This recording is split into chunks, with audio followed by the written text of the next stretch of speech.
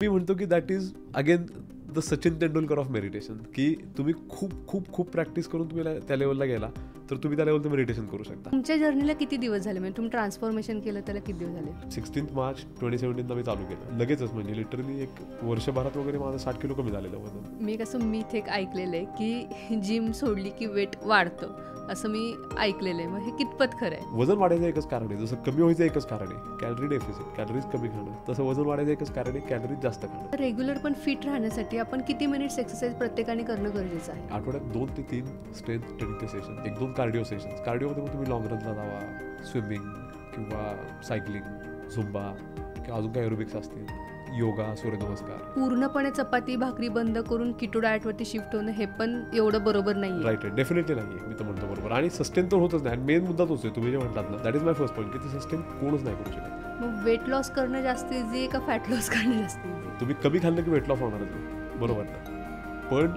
For that weight loss to be fat loss, म्हणजे जास्तीत जास्त ते फॅट असणं, ह्यासाठी मग फाईन ट्यून करायची गरज आहे. तर वुमन्स रिलेटेड जे आपण म्हणू शकतो, कारण वुमन्सच्या ज्यामध्ये पिरियड्स असतात, त्यांचे मेनोपॉज असतात, डिलिव्हरी असते, मग त्याच्यामध्ये त्यांचे अप्स अँड डाऊन्स त्याच्या बॉडीमध्ये खूप जास्त होत असतात.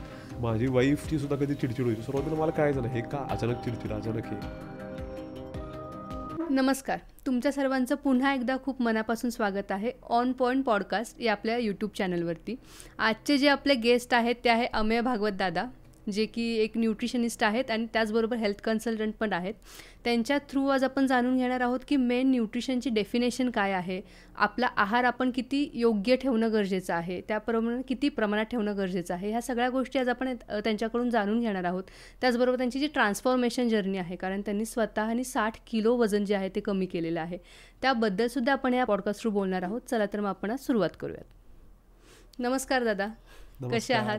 एकदम मस्त, खूप चांगलं वाटतं की आज तुमच्या इथे मला ॲज अ गेस्ट म्हणून इन्व्हाइट केलं आहे. ही फॉलो करत आलो आहे मी पॉडकास्ट, म्हणजे आपले सगळे एपिसोड्स आत्तापर्यंतचे 2 जे ते बघितलेले आहेत मी, आणि खूप सटल पद्धतीने तुम्ही कंडक्ट करताय. सटलिटी असणं खूप गरजेचं आहे पॉडकास्टमध्ये, सो ती प्रत्येकाला रिलेटेबल वाटते. आणि की कुठल्याही एज ग्रुपमधल्या कोणी जरी बघितली पटकन तरी रिलेटेबल असेल पॉडकास्ट तर ती कंटिन्यू बघितली जाते आणि फॉलो केली जाते. आणि ती रिलेटेबिलिटी, ती सटलिटी आपल्या पॉडकास्टमध्ये आहे, ती खूप मोठी गोष्ट आहे. एक सुंदर डिझाईन लँग्वेज आहे पॉडकास्टला. Is very good. Thank you so much दादा. खूप असं छान वाटलं की तुम्ही तारीफ करताय एवढी आणि आम्हाला एन्करेजमेंट भेटतंय ह्याच्यात. You deserve, this is the list you deserve actually. Yes. आता मला सगळ्यात पहिले मेन प्रश्न विचारायचा आहे, कारण मी खूप एक्सायटेड आहे जाणून घेण्यासाठी की तुम्ही तुमची जर्नी कशी सुरू केली. कारण स्वतः एवढा वेट लॉस करणं हे जोक नाही आहे. म्हणजे आपल्याला किती आपण 1-2 किलो जरी कमी करायचं म्हटलं तरी आपल्याला जीवावर येतं. तुम्ही तर 60 किलो कमी केलं आहे, तर ते कसं जर्नीला सुरुवात झाली तुमच्या? सो बेसिकली आहे ना, मी आहे म्हणजे कम्प्लीट फूडी, ठीक आहे. तर पहिला म्हणजे लेट्स से की 8 years back before I transformed, रोज जंक फूड हेच असायचं फक्त माझ्या डाएटमध्ये. आणि एक नशीब माझं असं चांगलं की मी सचिन सरांचा खूप मोठा फॅन आहे, म्हणजे भक्त म्हणलं तरी चालेल. क्रिकेटचाच फॅन आहे बेसिकली, पण सचिन सर माझ्यासाठी देवासारखे आहेत, म्हणजे लिटरली देवासारखाच मानतो मी त्यांना. आणि माझे मामा आहेत की ज्यांना पण मी खूप मानतो, अविनाश गोवारीकर म्हणून, त्यांच्या थ्रू मी सचिन सरांना भेटलो. तर ते माझ्यासाठी माझं लग्न जेव्हा ठरलं तेव्हा एक सरप्राईज गिफ्ट म्हणून ऑर्गनाईज केलं होतं माझ्यासाठी, की I was suppose to meet, about to meet him तेव्हा. आणि मला सांगितलं होतं वेगळंच की संगीतचा कुर्ता तुझ्यासाठी शिवतोय म्हणून, आणि मग तू ये त्यासाठी मुंबईला मेजरमेंट्स द्यायला वगैरे. कारण तेव्हा मी एकदम हेफ्टी होतो ना, जस्ट 120-125 kgs होतो. सो मेजरमेंट्स लागतील म्हणून मला ॲट दॅट प्रिटेक्स मला बोलवलं मुंबईला, आणि सडनली मला सांगितलं की आपण सरांना भेटायचं म्हणून. So I was blown away. So तेव्हा सरांची ओळख झाली माझी, आणि मी तेव्हा त्यांना सांगितलं की मी एक फॅन पेज तुमचं चालवतो म्हणून. सो त्यांना ते लक्षात राहिलं. ते म्हटले की माझी management team will contact you, तुझ्या टचमध्ये येईल आणि तुम्ही ऑफिशियल टायप करून बघू आपण पुढे काय होतं. आणि त्यांनी लिटरली करून घेतला ऑफिशियल टायप. म्हणजे एवढा मोठा व्यक्ती असून ही रिमेंबर्ड. मग त्यांच्या टीमचा मला फोन आला, टायअप झाला आमचा, सचिनिस्ट म्हणून माझं फॅन पेज आहे ते. आणि मग त्यातून त्यांच्या इव्हेंट्सला वगैरे आम्हाला इन्व्हाइट्स यायचे. सो सरांना भेटणं व्हायला लागलं माझं, आणि मग पर्सनली ते मला ओळखायला लागले, आणि स्पेशली मामामुळे त्यातल्या त्यात. सो एका इव्हेंटला मला त्यांनी सांगितलं, त्यांचा एक क्लोदिंग ब्रँडचा हे होता, लॉन्च होता, ट्रू ब्लू म्हणून. तर तिथे मला त्यांनी विचारलं की तू काय खरेदी केलंस का आज माझ्या ब्रँडचं. मी म्हटलं की सर मी प्रयत्न केला, पण XXL साईज पण मला बसत नाही आहे. तेव्हा मला सर म्हटले की maybe, so this was 2016, late 2016. म्हणजे मे बी तुझ्या हेल्थ अँड फिटनेससाठी, not for the sake of looks, पण हेल्थ आणि फिटनेससाठी तू थोडा फॅट लॉस केलास तर चांगलं होईल. सो ते मी डोक्यात घेतलं की सरांनी आपल्याला सांगितलंय म्हटल्यावर केलं पाहिजे. मी 16 मार्च 2017 म्हणजे जी त्यांच्या 100th 5th anniversary होती तो दिवस पकडला आणि चालू केलं आणि मग एक एक होत गेलं. सो चालू केलं ते एकदम मी घेतलंच होतं डोक्यात की करायचं म्हणजे करायचं कमी. सो पहिले काही चुकीच्याही गोष्टी केल्या, मग काय चुकते बघायसाठी म्हणून मी न्यूट्रिशन आणि ह्या कोर्सेसमध्ये थोडं एनरोल केलं बेसिकमध्ये. सो मला अंदाज पण आला आणि मला आवड पण निर्माण झाली त्यामध्ये. आणि मग त्यात master certification level 2 precision nutrition Canada, नंतर INFS इंडियाचं एलिट सर्टिफिकेशन, हे सगळं कम्प्लीट करत करत आता आज फायनली म्हणजे असं म्हणू आपण की म्हणतो आपण life comes a full circle. तर आता न्यूट्रिशन कोचिंग तर करतो मी, पण त्याचबरोबर म्हणजे आय हॅव ऑल्सो म्हणजे ह्या पण काही गोष्टी कळल्या आहेत की it is not only about nutrition एक फार महत्त्वाचा पिलर आहे, पण it is not the only thing. मग थोडं मेंटल हेल्थच्या हिशोबाने, मग थोडी स्पिरिच्युअलिटी, थोडं काउन्सिलिंग, ह्याच्यातले लाईफ कोचिंग, ह्यातले पण काही कोर्सेस करत करत आता फायनली होलिस्टिक कन्सल्टंट म्हणून काम करतोय. मग तुमच्या जर्नीला किती दिवस झाले, म्हणजे तुम्ही ट्रान्सफॉर्मेशन केलं त्याला किती दिवस झाले? 16 मार्च 2017 मी चालू केलं आणि लगेचच म्हणजे लिटरली एक वर्षभरात वगैरे माझं 60 किलो कमी झालेलं वजन. त्यानंतर मग इट इज अबाउट बॉडी रिकॉम्प म्हणजे रिकम्पोजिशन जे म्हणतो आपण की मसल टू फॅट रेशो कसा इम्प्रूव्ह करायचा, त्यावरती काम करत करत करत आता आज फायनली म्हणजे आता रिसेंटली मी एक 12 kgs गेन केलं, मसल गेन गेलं एक वर्षभरात वगैरे. सो आता मी रिकॉम्पवर काम करतोय मेजर, म्हणजे in terms of my own body muscle to fat ratio जो ऑप्टिमल मला ज्या पॉईंटला कळेल माझ्या बॉडीच्या एक्सपिरियन्सवरनं मला जाणवेल त्या पॉईंटला मग मी मेंटेन करायला लागेल. सो आता म्हटलं तर मेंटेनन्स फेजमध्येच आहे मी, पण आय एम जस्ट रिकॉम्पिंग की गेन कट वगैरे जे म्हणतो आपण फेजेस असतात त्या फेजेसमध्ये करतोय. सो आता 8 वर्ष चालू आहे सगळं. मग सर दादा मेंटेन करण्यासाठी आता लोक वेट लॉस करतात, बट वेट लॉस तो तेवढा मेंटेन होत नाही, तेवढ्या वेळापुरतं जेव्हा डाएट सुरू आहे तोवरच त्यांचा म्हणजे ते फिट दिसतात. बट आफ्टर जेव्हा त्यांच्याकडनं डाएट सुटतं तर ते मेंटेन करणं किती गरजेचं आहे? सो एक्झॅक्टली आता हा तुम्ही खूप चांगला प्रश्न विचारला सुरुवातीलाच की डाएट सुटतं ही जी कॉन्सेप्ट आहे ना ते का सुटतं, कारण तुम्ही चालू करतानाच काहीतरी टोकाचं करता नाही का. जसं मी सुद्धा यातनं स्वतः गेलोय राईट. मी जेव्हा ब्लाइंडली चालू केलं तेव्हा सगळंच बंद नाही का, भात बंद, चपाती बंद, भाकरी बंद, का तर कोणतरी म्हणते भाताने वजन वाढतं, रात्री भात खायचा नाही, रात्री हे नाही, बटाटे खाऊ नका राईट. सो ह्या सगळ्याच्यातनं मी गेलोय. सो लोक काय करतात की जनरली आपल्या घरी जे रोज बनतं ना ते एक दिवशी डोक्यात येतं की आपल्याला आता वेट लॉस करायचं आहे, ज्यात काहीच चुकीचं नाही ऑब्व्हियसली, म्हणजे फिटनेससाठी कोणाला वाटलं तर ऑब्व्हियसली हे केलंच पाहिजे. पण प्रॉब्लेम काय होतो की कुठली तरी मिथ्स ऐकत आलेला असतो आपण, त्यानुसार आपण सगळंच एकदम बंद करतो, सगळंच सोडतो. पण आपली बॉडी रोबोटिक नाही आहे राईट. म्हणजे जर आपली बॉडी रोबोटिक असते थोडक्यात की मला एखाद्याने डाएट प्लॅन विचारला तर आज काय आर्टिफिशियल इंटेलिजन्सचा जमाना आहे राईट. डाएट प्लॅन काय कोणी कुठेही काढू शकतं, पण तोच जर का डाएट प्लॅन जो कागदावर लिहून दिलाय तो लाईफ लॉंग फॉलो होत असता तर एक दिवस असा आला असते की सगळेच फिट आणि हेल्दी झाले असते. पण तसं होत नाही, कारण बॉडी इज व्हेरी कॉम्प्लेक्स. म्हणजे इट्स असं म्हणू आपण की बऱ्याच कॉम्प्लेक्स सिस्टम्स एकत्र येऊन they run like an orchestra, आणि तेव्हा आपली बॉडी चालत असते. त्यामुळे काय होतं की आपण आपल्या लाईफस्टाईलच्या अराउंड डाएट डिझाईन नाही केलं तर ते कधीच सस्टेन होऊ शकत नाही. तर आपली लाईफस्टाईल म्हणजे काय की आपल्या घरात रोज काय बनतं, कन्व्हिनियंटली काय अवेलेबल आहे, त्यात आपले चॉईसेस काय काय आहेत, फोर्स फिडिंग पण नाही झालं पाहिजे राईट. सो ह्याच्या अराउंड जेव्हा तुम्ही डाएट डिझाईन करता तेव्हा उलटं होतं. मे बी पहिले 2 महिने जातात लक्षात घ्यायला आपल्याला की आपल्या लाईफस्टाईलच्या अराउंड प्रॉपर डाएट कसं डिझाईन करायचं आहे, जे की जर का तुम्ही एकदम काहीतरी टोकाचं चालू केलं तर तुम्ही विल पॉवरवरती पहिले 2 महिन्यात एकदम दिसतो रिझल्ट. 10 किलो 15 किलो गेले, may be 5 kilo 7 kilo whatever जेवढं तुमचं फॅट असेल ते गेलंय, पण ते सस्टेन होत नाही का, कारण तुम्ही काहीतरी वेगळंच करत असता जे एक दिवस सुटलं की मग तुम्ही बॅक टू स्क्वेअर वन, की जे चुकीच्या गोष्टी चालू होत्या तिकडेच येतात आणि मग परत ते गेन होतं वेट. त्याला आपण म्हणतो यो डायटिंगची ही क्लासिक एक्झाम्पल आहे. हेच जर का तुम्ही सुरुवातच अशी केली स्लो अँड स्टेडी की छोटे छोटे चेंजेस, रोज काही ना काहीतरी changes, add protein to your diet, मग चुकीच्या ज्या गोष्टी त्या हळूहळू कमी करत झाला आणि थोडा एनर्जी बॅलन्स, कॅलरी काउंटिंग थोडं करायला लागला की एक सस्टेनेबल प्लॅन तयार होतो. आणि मग तुम्ही जसा फॅट लॉस होईल तसाच डाएट तुमच्याच लाईफस्टाईल डिझाईन असल्यामुळे ते ऑटोमॅटिक सस्टेन होतं पुढे. ओके. म्हणजे प्रत्येक वेळेला डाएट सुरू करणं म्हणजे केटोवरती शिफ्ट होणं असं नाही होत, किंवा भात चपाती जसं तुम्ही बोलला भाकरी बंद करणं असं होत नाही राईट. बरोबर, ॲब्सोल्युटली. मग कीटो डाएट बद्दल तुम्ही काय सांगा? सुसी कीटोजेनिक डाएट आहे ना ते जर का आपण हिस्टॉरिकली बघितलं तर ketogenic diet was never suppose to be for fat loss. Number 1. Epileptic patients आपण जे बघतो राईट की ज्यांना फीड्स वगैरे येतात त्या लोकांसाठी. सो बेसिकली बऱ्याच आजकाल तो एक रिसर्च यायला लागला की पार्किन्सन्स, अल्झायमर्स हे काय तर it is hypoglycemia of sugar in the brain. म्हणजे तुमचा मेंदू एका पॉईंटला कार्बोहायड्रेट्स प्रॉपर प्रकारे मेटाबॉलाइज नाही करू शकत, म्हणून तुम्हाला काही ना काहीतरी असे डिसऑर्डर्स होतात. सो किटोजेनिक डाएट, किटोजेनिकमध्ये काय होतं की तुमचा बॉडीचा जो एनर्जी सोर्स आहे त्याला आपण कार्ब्स कट डाऊन करतो. सो एक पॉईंट असा येतो की मसलमध्ये जे स्टोर्ड आहे ग्लायकोजन ते पण संपून जातं बॉडीतलं, आणि मग एनर्जी काहीच नाही आहे. एनर्जी येत कुठं असते की ग्लायकोजनमधनं, ग्लुकोजमधनं. पण आता ग्लुकोजच बॉडीत नाही आहे. सो एक पॉईंट असा येतो की आता काहीच नाही तर मग एनर्जी येणार कुठं, मग बॉडी स्विचेस टू किटोन्स, म्हणजे फॅट, जे तुमच्या फॅटमधनं येतात. सो किटोजेनिक डाएटमध्ये आपण काय करतो की फॅट्स तर देतो आपण एक्झोजिनसली, पण कार्ब्स पूर्ण कट डाऊन केलेत आपण. सो कार्ब्स कट डाऊन केल्यामुळे एक पॉईंटला बॉडी किटोन्सला स्विच झाली, आणि मग तुमचा मेंदू असा रिसर्च होता की थोडासा चांगल्या प्रकारे हे करतोय, फंक्शन करतोय, right. So that was basically what ketogenic diet was made for सुरुवातीला. मग त्याच्यानंतर असं लक्षात आलं की त्याचा फॅट लॉसला जास्त फायदे आहेत का, तर आता नवीन रिसर्च उलटा असा यायला लागला आहे की ultimately fat loss is about energy balance.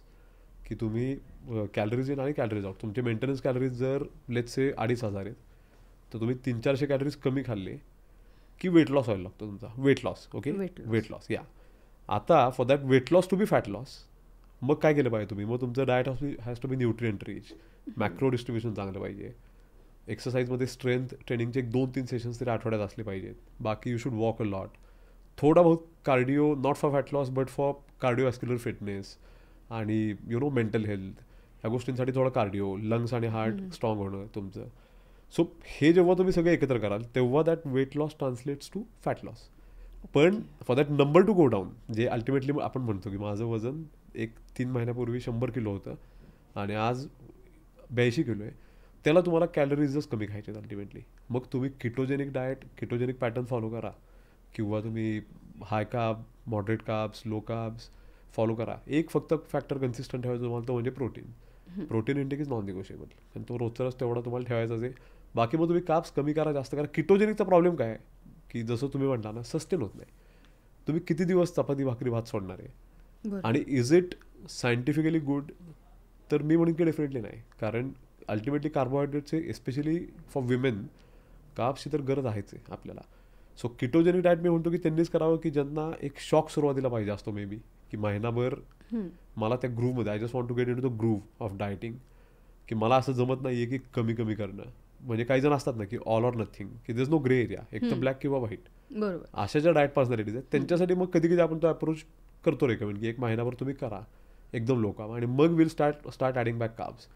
पण लाईफ लॉंग किटोजेनिक डाएट तर डेफिनेटली कोणीच करू नये, कोणीच. आणि ते मेंटेन करणं पण तेवढं मेंटेन पण होणार नाही डेफिनेटली. आणि काही एकदम there are a rare bead of clients की जे म्हणतात की आमचं मेंटेन पण होईल, आणि मे बी करतील पण because they like it that way, त्यांना सुद्धा कार्ब सायकलिंग आपण इन्कॉर्पोरेट करतो. So there is a client in Germany, इंडियनच आहे पण आता ही इज इन जर्मनी, तर त्याचं माझं पण बोलणं चालू असतं ना, तर त्याला सुद्धा कायम मी तेच सांगतो की त्याला किटोजेनिक डाएट बाय चॉईस आवडतं, ही लव्स डुईंग इट. पण त्याला सुद्धा म्हणतो की थोडं कार्ब सायकलिंग कर, की एखादा आठवडा असा घे किंवा आठवड्यात 1-2 दिवस घे की थोडेसे कार्बोहायड्रेट्स बॉडीत जाऊ देत, फ्रूट्समधनं जाऊ देत, लेग्युम्समधनं जाऊ देत, किंवा आपले बाकी म्हणजे काही सोर्सेस असतील की राईस वगैरे तुम्हाला हवा असेल तिकडे राईस घे, ब्राऊन राईस घे, व्हाईट राईस, वॉट एव्हर, पण थोडे कार्ब्स गेले पाहिजेत. ओके, म्हणजे पूर्णपणे चपाती भाकरी बंद करून किटो डाएटवरती शिफ्ट होणं हे पण म्हणजे एवढं बरोबर नाही. राईट, डेफिनेटली नाही आहे, मी तर म्हणतो बरोबर. आणि सस्टेन तर होतच नाही. आणि मेन मुद्दा तोच आहे, तुम्ही जे म्हणतात ना, that is my first point, की ते सस्टेन कोणच नाही करू शकत. एस्पेशली इंडियन लाईफस्टाईल, आणि एस्पेशली त्यातल्या महाराष्ट्रीयन आपल्या घरांमध्ये तर डेफिनेटली करू शकत नाही आपण किटोजेनिक डाएट. कारण सी ना, पहिल्यापासून आपल्या घरात रोज सवय येते, सकाळी उठलं की कणिक मळलेलीच असते, भात लावलेला असतो, राईट. इतकं ते आपल्या रक्तात आहे सगळ्यांच्या. आणि मग ते तुम्ही अचानक बंद करून मे बी महिनाभर, सी विल पॉवर ही अशी गोष्ट आहे ना, that will last you only for 1 month किंवा 1.5 महिना. अगदीच तुम्ही स्टेज केलं तर 2-2.5-3 महिने, त्यानंतर विल पॉवर निघून जाते. मग त्यानंतर तुमच्या कामी काय येतं तर हॅबिट्स. आणि you can never form a habit of not eating rice, not eating chapati life long, हे होऊच शकत नाही आपल्या ह्याच्यात. ह्याच गोष्टी अंडरस्टँड करून आपण थोडं डिझाईन करायचं स्वतःचं डाएट. मग तुम्हाला असं वाटतं का की जी आपली इंडियन थाळी आहे ती कुठेतरी न्यूट्रिशन प्रोव्हाइड करण्यामागे परिपूर्ण आहे, असं तुम्हाला वाटतं का? सी डेफिनेटली आहे. आता ह्याला 2 हे आहेत. काही लोक म्हणतात ना की जुने लोक जे खायचे आपले किंवा जुने लोक जे करायचे तेच बरोबर, तर तेच केलं पाहिजे. माझं मत थोडं वेगळं आहे की सगळंच जुने लोक जे करत होते ते पण बरोबर नाही आहे.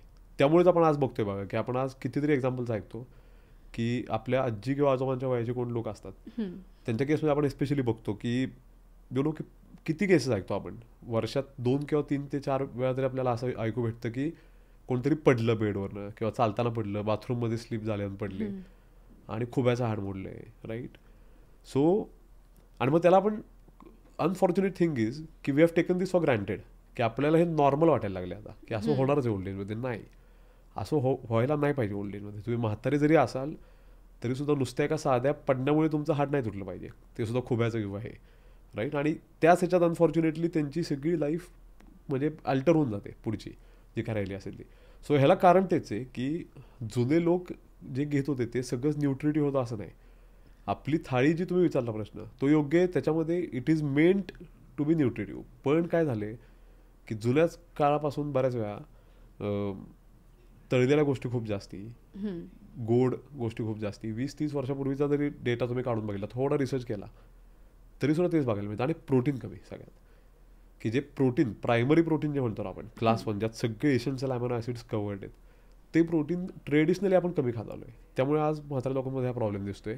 ह्या उलट म्हणजे आय एम नॉट सेईंग की ते करत होते ते सगळं चुकीचं होतं जुन्या काळातले लोक, पण बऱ्याच गोष्टी चुकीच्याही होत्या. असं नाही की ते सगळंच बरोबर होतं. Is my point. म्हणजे ह्या पॉडकास्टमध्ये मला तो मुद्दाम मेसेज द्यायचा आहे लोकांना की तुम्ही थोडं सायन्स पण स्टडी करा.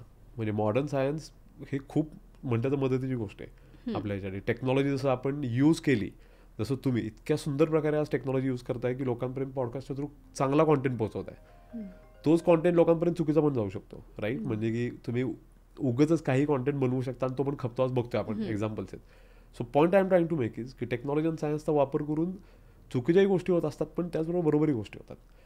सो न्यूट्रिशनमध्ये तुम्ही थोडं सायंटिफिक अप्रोचने जर का आपण गेलो तर आज जी जुन्या लोकांनी आपल्याला दिलेली थाळी आहे तीच जर का घेऊन त्यामध्ये आपण थोडं फाईन ट्यून केलं, थोडं प्रोटीन ॲड केलं, व्हेज नॉनव्हेज कुठल्या, I look at food as chemistry completely, की मग ते व्हेज किंवा नॉनव्हेज बघतच नाही. क्लायंटचा काय चॉईस आहे की प्रोटीन कशातनं पाहिजे, मी त्याला ऑप्शन देतो, हे प्रोटीन तुला कशातनं पाहिजे की बाबा एवढे 10 ऑप्शन्स आहेत. सो तो किंवा ती क्लायंट जे मला सांगेल की मला ह्यातनं प्रोटीन पाहिजे, त्यानुसार त्यांच्या प्लॅनमध्ये मी बनवून देतो. That is my job. I look at food as chemistry totally. So तेच आपली जी थाळी आहे ती घेऊन त्यात प्रोटीन ॲड करणं, कार्ब्स क्लीन करणं म्हणजे काय की जे रिफाईंड कार्ब्स आहेत तळलेलं आणि गोड ते कमी करायचे. They should be just 10% of that थाळी, ऑफ दॅट प्लेट. आणि राहिलेले सगळे जे कार्ब्स आहेत 90% ते क्लीन सोर्सेस, म्हणजे चपाती, भाकरी, भात, कुठल्या प्रकारचा भात, बटाटे, रताळी, वॉट एव्हर. आणि फॅट्ससाठी तुम्ही कुठलंही तेल वापरा, as long as you use it in the right quantity. तुम्हाला कुठलंही ऑलिव्ह ऑइल आणण्याची उगाच गरज नाही आहे. नॉर्मल तेल वापरा, कारण ऑलिव्ह ऑइल सुद्धा आणून तुम्ही ते ओव्हर यूज केलं तर ते डॅमेजिंगच आहे. तूप सुद्धा घेऊन तुम्ही ते ओव्हर यूज केलं डॅमेजिंगच आहे. तुम्ही क्वांटिटीत वापरा, तुम्ही घरचं तूप वापरा, गाईचं वापरा, कुठलंही वापरा तूप, कुठलंही तेल वापरा. सो ह्याला म्हणतो आपण फाईन ट्युनिंग. आणि मग समजा XYZ क्लायंट आहे कोणतरी, त्यांची एक रिक्वायरमेंट आहे की फॅट लॉस आहे, my calculate the number of calories based on a scientific formula. पण scientific formula can be let's say 20% inaccurate किंवा मे बी 30%. सो त्यांच्या केसमध्ये आपण काय करतो, स्टडी करतो 1 महिना, त्यात त्यांच्या मेंटेनन्स कॅलरीज कळतात. मेंटेनन्स कळत्या किंवा आपण त्यातनं 300-400 कॅलरीज कमी करून फ्रेश प्लॅन बनवतो आणि त्यांच्या लाईफस्टाईलनुसार.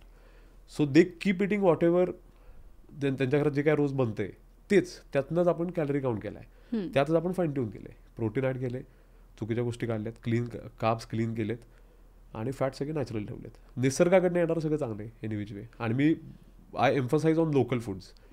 साताऱ्यात आपल्याला आपण तर म्हणजे लिटरली असं म्हणू की नशीबवान आहे खूपच, सगळं अवेलेबल आहे आपल्याला, नाही का. म्हणजे निसर्ग तर आहेच आहे, पण चांगल्या क्वालिटीच्या भाज्या, चांगल्या क्वालिटीची फळं सगळं आपल्याला इझिली अवेलेबल आहे. सो मी म्हणतो लोकलच घ्या तुम्ही. काही तुम्हाला कुठला, फूड इज केमिस्ट्री, तुम्हाला काय ब्रॉकोली आणून खायची गरजच नाही आहे. फ्लॉवर, कॉलीफ्लॉवर, ब्रॉकोली सगळं सेमच आहे. फॅन्सी डाएटची गरज नाही, काही फॅन्सी डाएटची गरज नाही. जेवढं तुम्ही ते कॉम्प्लिकेट कराल ना तेवढं ते अनसस्टेनेबल होईल. It is all in the simplicities. जेवढं सिम्पल तेवढं सस्टेनेबल.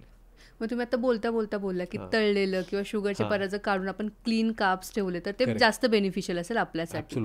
पण मग दादा, पूर्णपणे शुगर बंद केल्याने आपल्या शरीरावरती कुठले वाईट परिणाम होतात का? सी, आता हा पण प्रश्न खूप छान आहे की शुगरची तसं म्हटलं तर शरीराला डिरेक्टली गरजच नाही आहे आपल्या. ठीक आहे. सो अंडरस्टँड की गरज तर डेफिनेटली नाही आहे. म्हणजे तुम्ही जर, मी स्वतःमध्ये कम्प्लिटली ऑफ शुगर होतो, कम्प्लिटली 3.5 वर्ष. 1 ग्रॅम पण शुगर किंवा गूळ किंवा मध टच पण नाही केलं मी. सो फरक काय पडला का? नाही पडला. म्हणजे I was at my best. आज मी थोडी शुगर खातो, मे बी 10, 20, 15, 30, 25, कधी 5 ग्रॅम दिवसभरात. कोणाचा स्पेशल कुठल्या व्यक्तीचा बड्डे असेल, कोणी असेल तर त्यांच्या बड्डेला एखादा केक, कोणाचं लग्न असेल स्पेशल जवळच्यांचं तर त्यात काहीतरी एखादं गोड, हे मी पण आजकाल खातो. सो त्याने सुद्धा माझ्या हेल्थमध्ये काय फरक पडला का? नाही पडला आहे. I am as healthy as I use to be when I was completely off sugar. आता ह्याच्यात दुसरा मुद्दा महत्त्वाचा काय की इट्स अबाउट मेंटल हेल्थ. की काही जणांना समजा की एखादी कुठली तरी गोड समजा बर्फी आहे, एक्झाम्पल एक छोटं घेऊ आपण, की रोज ती एक बर्फी लागते डाएटमध्ये खायला, एकच बर्फी लागते, ठीक आहे, किंवा 2 बर्फ्या लागतात रोज खायला, किंवा 2 कुठले तरी लाडू आहेत गुळाचे असतील कुठले असतील ते खायला लागतात. तर ते बंद केल्यामुळे जर का त्यांना त्रास होणार असेल रोज, की तो लाडू पण मिळत नाही, किंवा चहा सगळ्यात सिम्पल, आपल्या सगळ्यांना चहा आवडतो राईट. चहातनं जाणारी शुगर हार्मफुल नाहीच आहे, कारण 1 कप चहामध्ये मॅक्सिमम 10 ते 12 ग्रॅम शुगर जाईल. तुम्ही रोज 2 ग्रॅम म्हणजे 2 कप चहा पिऊन सुद्धा चांगला फॅट लॉस करू शकता. आता गमतीचा भाग काय की तो चहा जर का मी बंद केला आणि त्या पर्टिक्युलर क्लायंटला तो चहा खूप आवडत असेल रोजचा, तर मग काय होतं की 15 days, 20 days, 30, 40, 50 इरिटेशन यायला लागतं. आणि that irritation is not good ह्याच्यासाठी. ह्या उलट जर का त्यांना आपण असं सांगितलं की ठीक आहे चहा आवडतो ना भरपूर, 2 कप चहा ठेवू आपण रोज, प्रोव्हायडेड बाकी whatever you eat is clean, healthy, nice, 80-90% clean, fibre rich, protein rich, तर this does wonders to those clients. कारण त्यांना एवढा कॉन्फिडन्स येतो की अरे 2 कप चहा आवडीचा पिऊन पण आणि बाकी भरपूर खायला मिळतं. असं काय नसतं की खूप कमी असतं खायला. Wien you start eating clean तुम्हाला भरपूर खायला. बऱ्याच जणांची क्लायंटची उलटी कंप्लेंट असते नंतर एका पॉईंट नंतर की फॅट लॉस होते, सगळं होते, पण एवढं जातच नाही म्हणतात खायला. मजा येते, चहा पण प्यायला मिळतोय, बर्फी लाडूही खायला मिळतोय रोज, पण त्याबरोबर एवढं जेवण जातच नाही, उलटा व्हायला लागतो लोकांचा. So it is that beautiful की तो एकदा प्लॅन तुमचा जमून आला की नाही प्रॉपर. सो त्यामध्ये जसं तुम्ही तो प्रश्न विचारला ना की शुगर कम्प्लीट बंद करायची केल्याने काय तोटा आहे का, तर फिजिओलॉजिकली काहीच तोटा नाही आहे. कारण अल्टिमेटली तुम्ही चपाती भाकरी भात जे खाणार आहे they are going to be converted into glycogen ultimately through those pathways, and that will be available for you as a source of energy. पण ग्लुकोज खाल्ल्याने पण अल्टिमेटली तेच होणार आहे. पण बंद केल्यामुळे त्यामुळे काय फिजिओलॉजिकल त्रास काहीच नाही आहे, पण it's more about mental health आणि सस्टेनेबिलिटी. सो शुगर आपण वापरतो सस्टेनेबिलिटीसाठी डाएटमध्ये. मग आपण फूड इंटेक जो आहे तो आपल्या मेंटल हेल्थवरती पण कुठे ना कुठेतरी परिणाम करतो का? डेफिनेटली खूप जास्त. हा तर खूप चांगला प्रश्न आहे. कारण आता स्टडीज हे खूप बाहेर यायला लागलेत right. About you must have heard about human microbiome जो म्हणतो आपण, की आपल्या प्रत्येकाच्या गट हेल्थ जी म्हणतो ना आपण, की आजकाल ज्याबद्दल खूप बोललं जातं. सो तिथे there is something called a microbiome. Microbiome म्हणजे काय? It is comprised of trillions of bacterias, viruses, fungi right. So यातले जे बॅक्टेरियाज आहेत बेसिकली त्यात बऱ्याच कॅटेगरीज आहेत. सो त्याची नावं तर खूप कन्फ्युजिंग आहेत जास्ती. सिम्पल म्हणू आपण की there is good gut bacteria आणि बॅड बॅक्टेरिया. ओके. आता आपला जो गट आहे Vegas नर्वमधनं there is a gut brain axis.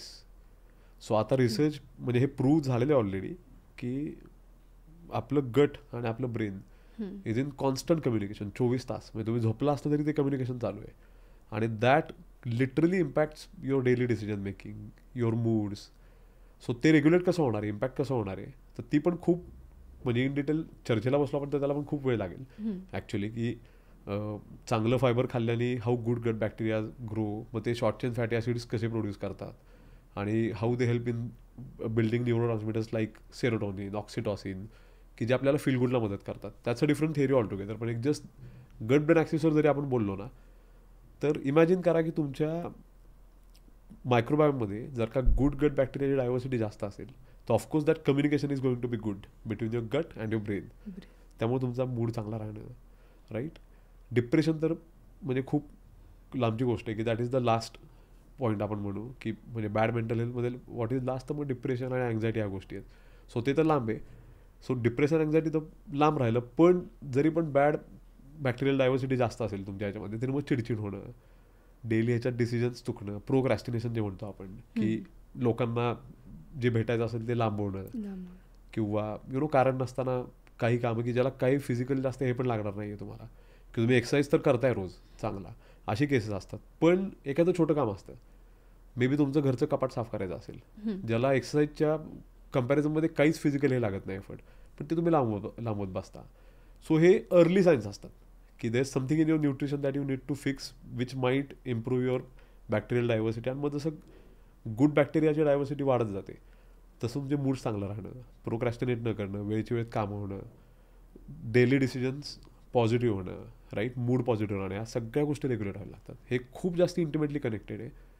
आणि लिटरली मी तुम्हाला सांगतो की चांगलं डाएट आणि हे तुम्ही खायला चालू कराल एकदम जंक आणि हे बंद करून, तर 1 ते 1.5 महिन्यामध्ये सुद्धा लोकांमध्ये फरक पडतो. आणि जे म्हणजे डॉक्टर लेवलचे लोक आहेत, जे की PhD डबल PhD ह्यात ज्यांचे आहे, ते आता मेंटल डिसऑर्डर्ससुद्धा क्युअर करण्यात मदत करायला लागलेत, बॅक्टेरियल डायव्हर्सिटी इम्प्रूव्ह करून. म्हणजे बाकी तर हेल्थ बेनिफिट्स आहेतच, पण मेंटल हेल्थला खूप ट्रिमेंडस बेनिफिट आहे लॉंग टर्ममध्ये. So nutrition has to be good त्या ह्याच्यासाठी. न्यूट्रिशनचं म्हणजे महत्त्व सगळीकडे आहे, तरच आपली मेंटल हेल्थ जी आहे ती आपण स्ट्रॉंग पण ठेवण्यामध्ये ॲब्सोल्युटली. मग आता दादा तुम्ही म्हणलात की न्यूट्रिशन महत्त्वाचं आहे. मग आता वुमन्स रिलेटेड जे आपण म्हणू शकतो, कारण वुमन्सच्या ज्याच्यामध्ये पिरियड्स असतात, त्यांचे मेनोपॉज असतात, डिलिव्हरी असते, मग त्याच्यामध्ये त्यांचे अप्स अँड डाऊन्स त्याच्या बॉडीमध्ये खूप जास्त होत असतात. मग त्याच्यामध्ये त्यांनी कुठे ना कुठेतरी घर सांभाळण्यामध्ये किंवा बाकीचं सगळं बघण्यामध्ये त्यांना त्यांच्या आहाराकडे एवढं लक्ष त्यांना देता येत नाही. मग त्यांनी कुठल्या गोष्टी ॲड केल्या पाहिजेत त्यांच्या आहारामध्ये? सो खूप चांगला प्रश्न आहे हा. कारण अगेन जसं म्हटलं ना आपण की एकतर पुरुषांनी सुद्धा आपल्या बॉडीला रोबोटिक पद्धतीने ट्रीट करायचंच नाही आहे. स्त्रियांनी तर डेफिनेटली अजून मी म्हणतो की 1-2 पावलं पुढे, स्त्रियांनी तर काळजी घेतलीच पाहिजे, पण आसपासचे त्यांचे जे लोक आहेत त्यांनी सुद्धा ही काळजी जास्त घेतली पाहिजे स्त्रियांच्या केसमध्ये. कारण ही दोन्ही गोष्टी आहेत की एक तर जसे पिरियड्स येत असतात तसे आपल्याला माहिती आहे की women have 3 hormones to take care of, बरोबर ना. जसं मेन हॅव ओनली 1. तर तुमच्या केसमध्ये आहे ना एस्पेशली की कार्ब सायकलिंग करतो आपण ह्यासाठी की जसे पिरियडचे फेजेस असतील, मूड स्विंग्स आपण ऐकलेत ना बऱ्याच वेळा, क्रेविंग्स, बॉडी वॉटर रिटेन करते, बरोबर. It is so normal. I have also been through that. In what sense की माझी वाईफ म्हणजे अमिता, ती सुद्धा कधी चिडचिड व्हायची. सुरुवातीला मला कळायचं नाही हे का अचानक चिडचिड, अचानक हे. मग त्यावेळेला तिला बोललं जाणं की तू चिडू नको उगाच कारण नसताना, हे काय एकदम बंद चिडणं. सो जसा मी ह्या गोष्टींचा अभ्यास करायला लागलो न्यूट्रिशन पॉईंट ऑफ व्ह्यूनी पण, आणि नंतर मग थोडं काउन्सिलिंग, मेंटल हेल्थ ह्यात जसं जात गेलो, तर मला लक्षात आलं की it is completely normal for women to behave the way they do according to their cycle, बरोबर ना. कारण लिटरली फिजिओलॉजिकली आज चेंजेस होत असतात. इस्ट्रोजन असेल, काही असेल, कार्ब्सची डिमांड वाढते, मग त्यावेळेस क्रेविंग्स वाढतात, मग जास्त गोड खाल्लं जातं की अजून ती चिडचिड वाढते, राईट. सो ह्या गोष्टीत काय कनेक्टेड आहेत. सो ह्याच्यासाठी आहे ना, म्हणजे स्त्रियांचा जो डाएट प्लॅन असतो त्यामध्ये त्या फेजमध्ये आपण जर का कार्ब सायकलिंग केलं, कार्ब सायकलिंग म्हणजे काय की कधी कार्ब्स जास्त ठेवतो आपण, कधी कमी ठेवतो, right. So ultimately sugar cravings काय येतात, कारण बॉडीत सफिशियंट कार्ब्स नाही आहेत, नंबर 1. त्यामुळे मूड खराब आहे. मग आता मूड खराब असल्यामुळे कार्ब्सचं क्रेविंग आहे का, बॉडीत चांगले कार्ब्सच नाही आहेत, त्याच्यामुळे मूड खराब आहे, असा कोणी प्रश्न विचारला, तुम्हा एक्सपेरिमेंट करून बघा हळूहळू, आणि यू विल बी स्टंड रिझल्ट्सनी की तुम्ही चांगले कार्ब्स जर का इन अँटिसिपेशन, जेव्हा तुम्ही स्टडी केला, तुमची बॉडी तुम्हाला माहिती आहे, जेव्हा पिरियड्स येणार आहेत तेव्हा जर तुम्ही कार्ब सायकलिंग इन्कॉर्पोरेट केलं, ऑब्व्हियसली म्हणजे ह्या पॉडकास्टनंतर माझा नंबर आणि असेल, मला कधीही कोणी फोन करा, I will be very happy to help आणि असिस्ट ह्या केसमध्ये. तर कधी कार्ब्स ॲड करायचे, कधी कमी करायचे, ते ऑफसेट कधी करायचे, मग त्यात वॉटर रिटेन्शन होतं त्याच्याकडे किती लक्ष द्यायचं, ह्यात एक्सरसाइज कसा असावा, ह्या सगळ्या गोष्टींमध्ये I will be very happy to assist any lady किंवा एनी वुमन किंवा any girl who calls me ह्याच्यामध्ये. तर जसं तुम्ही कार्ब सायकलिंग करायला लागाल ना, एक 2 ते 3 महिने तुम्हाला फरक दिसेल की तुमचा मूड जिकडे चिडचिड होत होती किंवा हे, ती बऱ्यापैकी कमी होऊन जाते. इरिटेशन जे येत असतं, बरोबर ना, की छोट्या छोट्या गोष्टीत उगाच इरिटेशन येतं, which is quite normal, right. So ह्या गोष्टी खूप कमी होतात. आणि ह्याच्यामध्ये तुमच्या आसपास असणारे पुरुष किंवा घरी अजून कोणी जे काय असतील ना, त्यांचा पण खूप हे असतो की, सो ह्या पॉडकास्टमध्ये हाही मेसेज देतो मी की just be considerate and be kind, की हे लक्षात घ्या की it is scientific, it is physiological. ते चेंजेस ॲक्च्युअल बॉडीत होत आहेत जे रिफ्लेक्ट तिथं होत आहे. Why? Because stomach, body, mental health, physical health, everything is intimately interconnected. So बॉडीकडे आपण एक त्या ब्युटिफुल नजरेने बघितलं पाहिजे कायम सगळ्यांनीच. आणि मग जसं तुम्ही म्हटलं की मग ओव्हरऑल डाएटचा जर का विचार केला तर क्लीन कार्ब्स हे कायम असले पाहिजेत, राईट, नॉन निगोशिएबल. म्हणून मी म्हणतो की किटोजेनिक डाएट वगैरे शक्यतो स्त्रियांनी अवॉइडच करावं.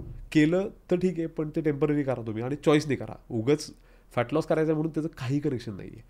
तुम्ही नॉर्मल कार्बोहायड्रेटचं डाएट डिझाईन करून पण अल्टिमेटली डेफिसिट मेंटेन केला, कॅलरिक डेफिसिट, तर फॅट लॉस होणारच आहे तुमचा. So don't stress out about fat loss, ठीक आहे. सो क्लीन कार्ब्स तर पाहिजेत. प्रोटीन नॉन निगोशिएबल आहे, ते प्रत्येकाच्या डाएटमध्ये आलंच पाहिजे. सो आपण पुढच्या ह्याच्यामध्ये आपण डिस्कस करू की प्रोटीन सोर्सेस वगैरे काय आहेत पुढे, पॉडकास्ट जशी जाईल तशी. आणि फॅट्स, हेल्दी फॅट्स म्हणतो जे आपण, natural, anything naturally occurring is good. मग तुम्ही नट्स, सीड्स, तूप, तेलं वेगवेगळी, त्यानंतर egg yellows, fatty fish, mutton, ह्या सगळ्या गोष्टी तुम्ही इन्कॉर्पोरेट करू शकता फॅटसाठी. मग वेट लॉस करणं जास्त इझी आहे का फॅट लॉस करणं जास्त इझी आहे? सो सी, तुम्ही कमी खाल्लं की वेट लॉस होणारच आहे, बरोबर ना.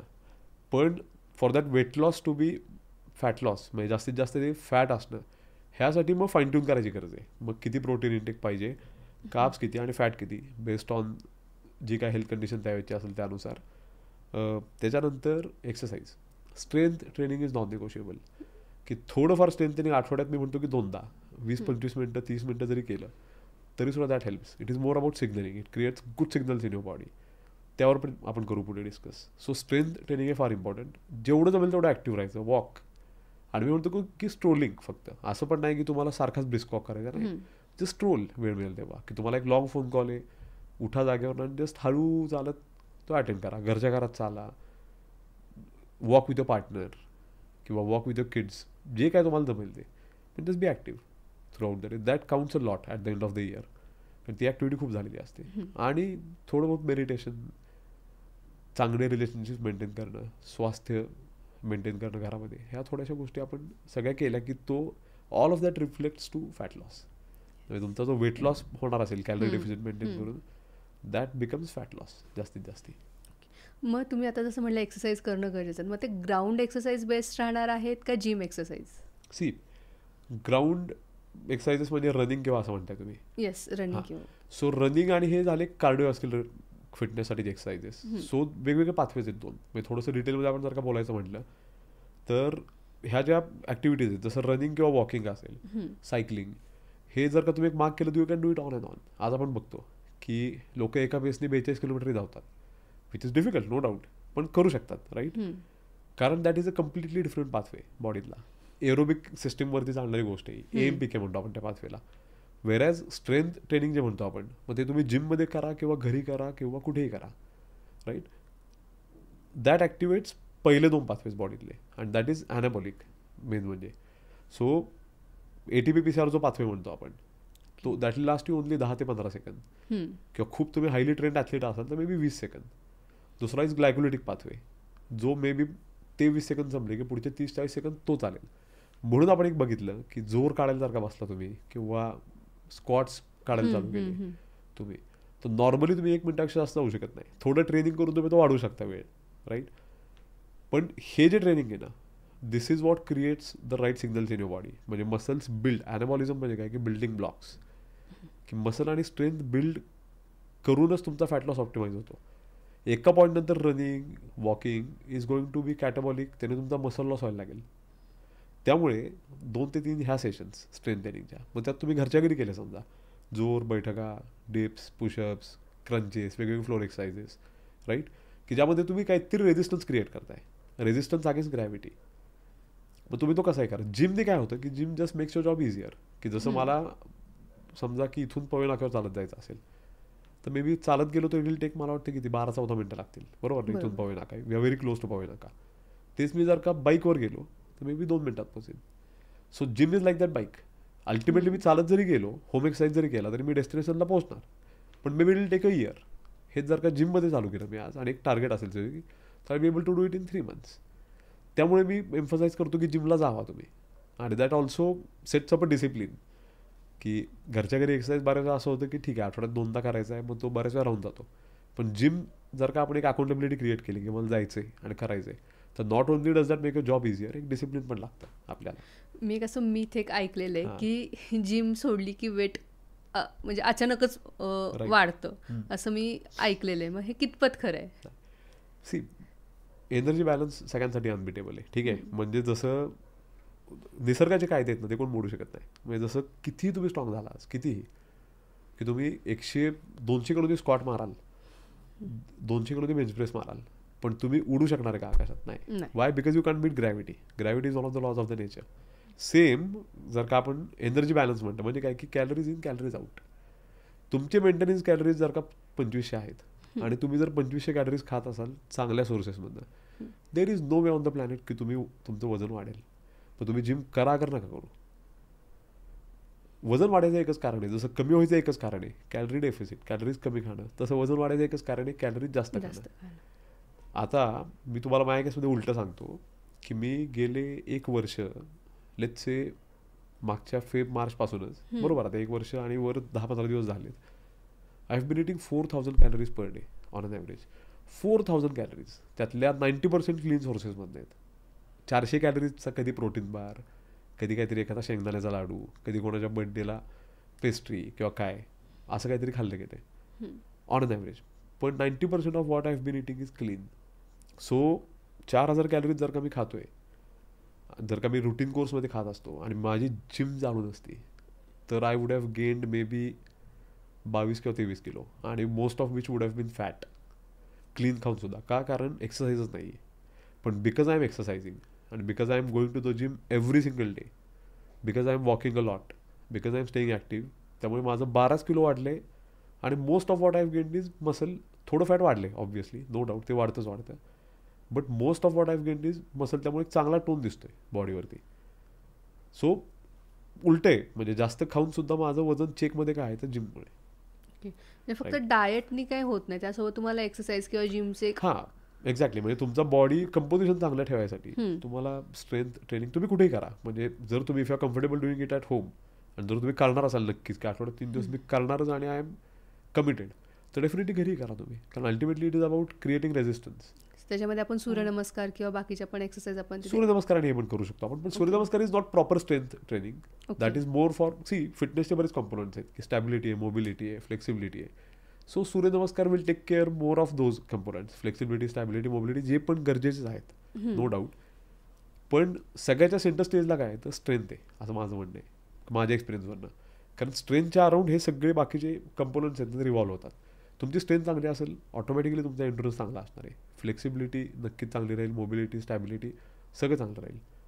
So Surya Namaskar will take care of हे बाकीचे 3 कंपोनंट्स. पण स्ट्रेंथसाठी आपण जे म्हणतो ना, त्यासाठी मग तुम्हाला समजा जिमला जायचं नाही आहे तर घरच्या घरी जोर, पुशअप्स वेगवेगळे ग्रिप्सचे, राईट, क्रंचेस, फ्री स्कॉट्स, वेगवेगळ्या ग्रिप्स म्हणजे पायाचे वेगवेगळ्या हे ठेवून पण पोझिशन्स ठेवून पण स्कॉट्स वेगवेगळे करू शकतो आपण. त्याचे काही सेट्स करणं, that's it, you are done. फक्त एक फेल्युअरपर्यंत नेणं नाही का, की त्या झोनमध्ये की जिकडे यू आर नॉट कम्फर्टेबल, की तुम्हाला जाणवते युअर माइंड इज स्क्रीमिंग की आता बंद कर, एक पण रिपिटेशन नको, तिथं 2, 4, 5 रिपिटेशन काढणे इज इम्पॉर्टंट. घरी ट्रेन करत असाल तुम्ही तर एस्पेशली. ओके. मग आता रेग्युलर पण फिट राहण्यासाठी आपण किती मिनिट्स एक्सरसाइज प्रत्येकाने करणं गरजेचं आहे? आठवड्यात 2 ते 3 स्ट्रेंथ ट्रेनिंगचे सेशन्स, ओके, 1-2 कार्डिओ सेशन्स. कार्डिओमध्ये मग तुम्ही लॉंग रनला जावा, स्विमिंग किंवा सायकलिंग, झुंबा किंवा अजून काही एरोबिक्स असतील, योगा, सूर्यनमस्कार. सो ह्यातले कुठले 1-2-3 सेशन्स आणि दिवसभर ॲक्टिव्ह राहणं, फिनिश्ड. म्हणजे एक्सरसाइजमध्ये पण तेवढं डायव्हर्सिफिकेशन आपल्याला ठेवणं गरजेचं आहे. गरजेचं आहे. येस, तर एकच करून नाही चाललं. एकच कोणी करावं की समजा आता if I want to get into bodybuilding competition, तर माझा फोकस असणार आहे जिम. जर कोण हाफ आयर्नमॅन करणार आहे त्यांचा focus will be cycling, running, swimming, आणि त्याच्या अराउंड बाकी सगळे मग त्यांचं. Unless and until you are doing that, तर तुम्ही जनरल हेल्थ अँड फिटनेससाठी make it a combination of everything.